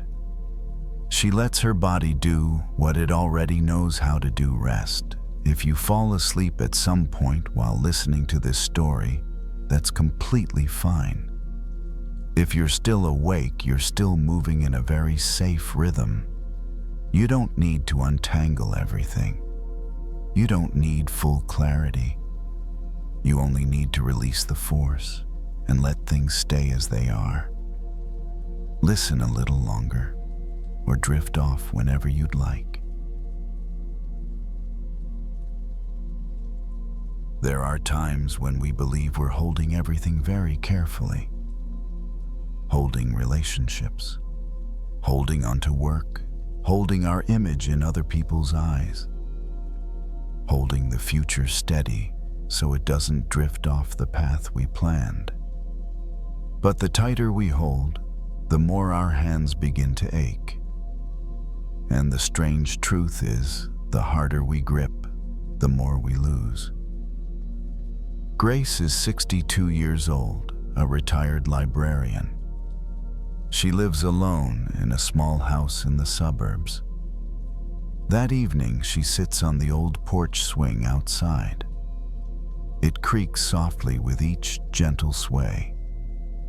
Night has fully settled in. The sun is gone. Only the warm yellow light from inside the house spills out just enough to reveal the yard in front of her. On the small table beside the swing sits a potted plant. The soil on top is dry. Grace reaches out and pinches a small handful between her fingers. The dirt is fine, mixed with tiny grains of sand. When she closes her hand, a few grains slip through and fall onto the porch floor with a faint, gritty sound. Grace opens her hand. The soil rests there quietly, more of it than before. She looks at that moment longer than she normally would. Not because it's special, just because it matches the feeling she's been carrying inside for months now. Since retiring, Grace has had more time. But with that time have come uninvited thoughts. Am I still useful? Am I falling behind? If I don't have my job anymore, who am I? Those questions have made her grip tightly onto whatever she still has. Her routines, her relationships, her old habits. As if letting go would cause everything to slip away at once. She picks up another pinch of soil. This time she squeezes harder. More sand falls. Tiny grains escape through the spaces between her fingers, impossible to hold. Grace exhales slowly. Not sadly, just noticing. Some things in life don't slip away because we didn't hold them tightly enough. They slip away because we held them the wrong way. Like sand. It doesn't respond to pressure. It needs to be held gently, not crushed. Grace returns the soil to the pot. She smooths a thin layer over the surface and pats it lightly. A familiar movement, no thought required. When she gardens, she knows this instinctively. Plants don't need to be gripped. They need space. Space for roots to breathe, for water to soak in, for light to reach them. She leans back into the porch swing. The steady creak rocks the quiet air. She notices her shoulders are tense, not painful, just holding. She lets them soften, allowing the swing to support her back. Her exhale grows a little longer. A memory drifts up. A day at the beach when she was young, trying to carry sand home in her fist. She squeezed as hard as she could, but when she opened her hand, only a few grains clung to her skin. She remembers feeling disappointed. Now she smiles at the memory. Sand was never meant to be taken. It was meant to be felt, and then left behind. Grace looks out at the dark yard. There's nothing she needs to guard, no one she needs to prove herself to. Just a quiet evening and someone relearning how to open her hand. If you're listening to this and recognize how tightly you've been holding things, plans, emotions, the future, that's okay. Many people do it out of fear of losing. But tonight you might not need to grip so hard. Maybe you don't lose things when you open your hand. Maybe you're tired because you've been holding on for too long. Grace lifts her hand in front of her and opens her palm. Not clenched, not stretched wide. just open enough. A cool breeze passes over it, gentle, taking nothing away. She rests her hand on the arm of the swing. The soil stays in the pot. The sand stays on the porch. Nothing disappears when she stops squeezing, and in that very quiet moment, Grace understands some things. When held with gentleness, stay much longer than anything we try to grip tightly. Grace remains on the porch swing. The night has grown deeper, the air noticeably cooler. The daytime sounds have faded, leaving only a few distant, barely there noises, as if the whole neighborhood is slowing down together. She rests both hands on her thighs. Her palms are open, not stretched wide, not clenched, just open enough to rest. The swing moves gently, creaking in a steady rhythm. Not fast, not slow. Like the breathing of someone who no longer needs to keep watch. Grace looks at her hands, hands that worked for an entire lifetime, holding books, taking notes, organizing, preserving. For a long time, she believed her value lived in what those hands could hold, keeping things in place, preventing disorder. But tonight, with her hands open, she doesn't feel loss. She feels light. A breeze passes by, not strong, not carrying anything away. It touches her skin, then moves on. Grace doesn't react by closing her hands.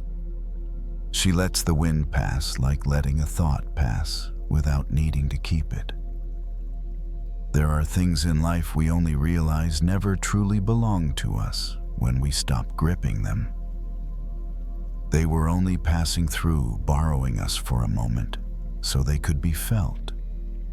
Like sand, like wind, like rolls we carried for many years until it was time to set them down. Grace stands slowly. She lifts the small potted plant and pours a little water into the soil. Not much, just enough. The water sinks in naturally without pooling. The earth absorbs it in its own way. No force required. She places the plant back where it was, wipes her hands on the small towel hanging by the door. The cloth is soft. The movement is gentle. There's nothing to hurry, nothing to hold. Inside the house, Grace doesn't turn on any more lights. The glow is just enough to see where she's going. She walks through the living room past the bookshelf without stopping. The books are still there. The stories remain. None of them disappear when she stops looking at them. Grace enters the bedroom. She changes clothes, folds them neatly, and sets them on the chair. No extra arranging, no fine adjustments. She pulls back the covers and lies down. The bed supports her body just as the porch swing did earlier, asking nothing of her. She places one hand on her stomach, one on her chest. Not to do anything, just to feel her breath move in and out. With each exhale, her fingers soften. They no longer hold the shape of a grip. A few thoughts drift through her mind. About tomorrow, about the years behind her. But they don't stay long. They arrive like sand touching her palm and fall away when her hand remains open. If you're listening to this and recognize how tightly you've been holding on for a long time, that's okay. You did it to protect yourself, to keep things from breaking apart. But tonight you can try another way. You don't need to hold everything. You don't need to prove you're still in control. You only need to open your hand and let what wants to stay in its own way. Sleep doesn't come when we grip it. Sleep arrives when we stop holding on. Grace closes her eyes, not because she decides to sleep, but because there's no longer a reason to keep them open. Her hands remain open, light still, and if you fall asleep at some point while listening, that's perfectly natural. If you're still awake, you're still resting in a very safe place. No gripping, no holding, just letting everything fall and allowing yourself to rest.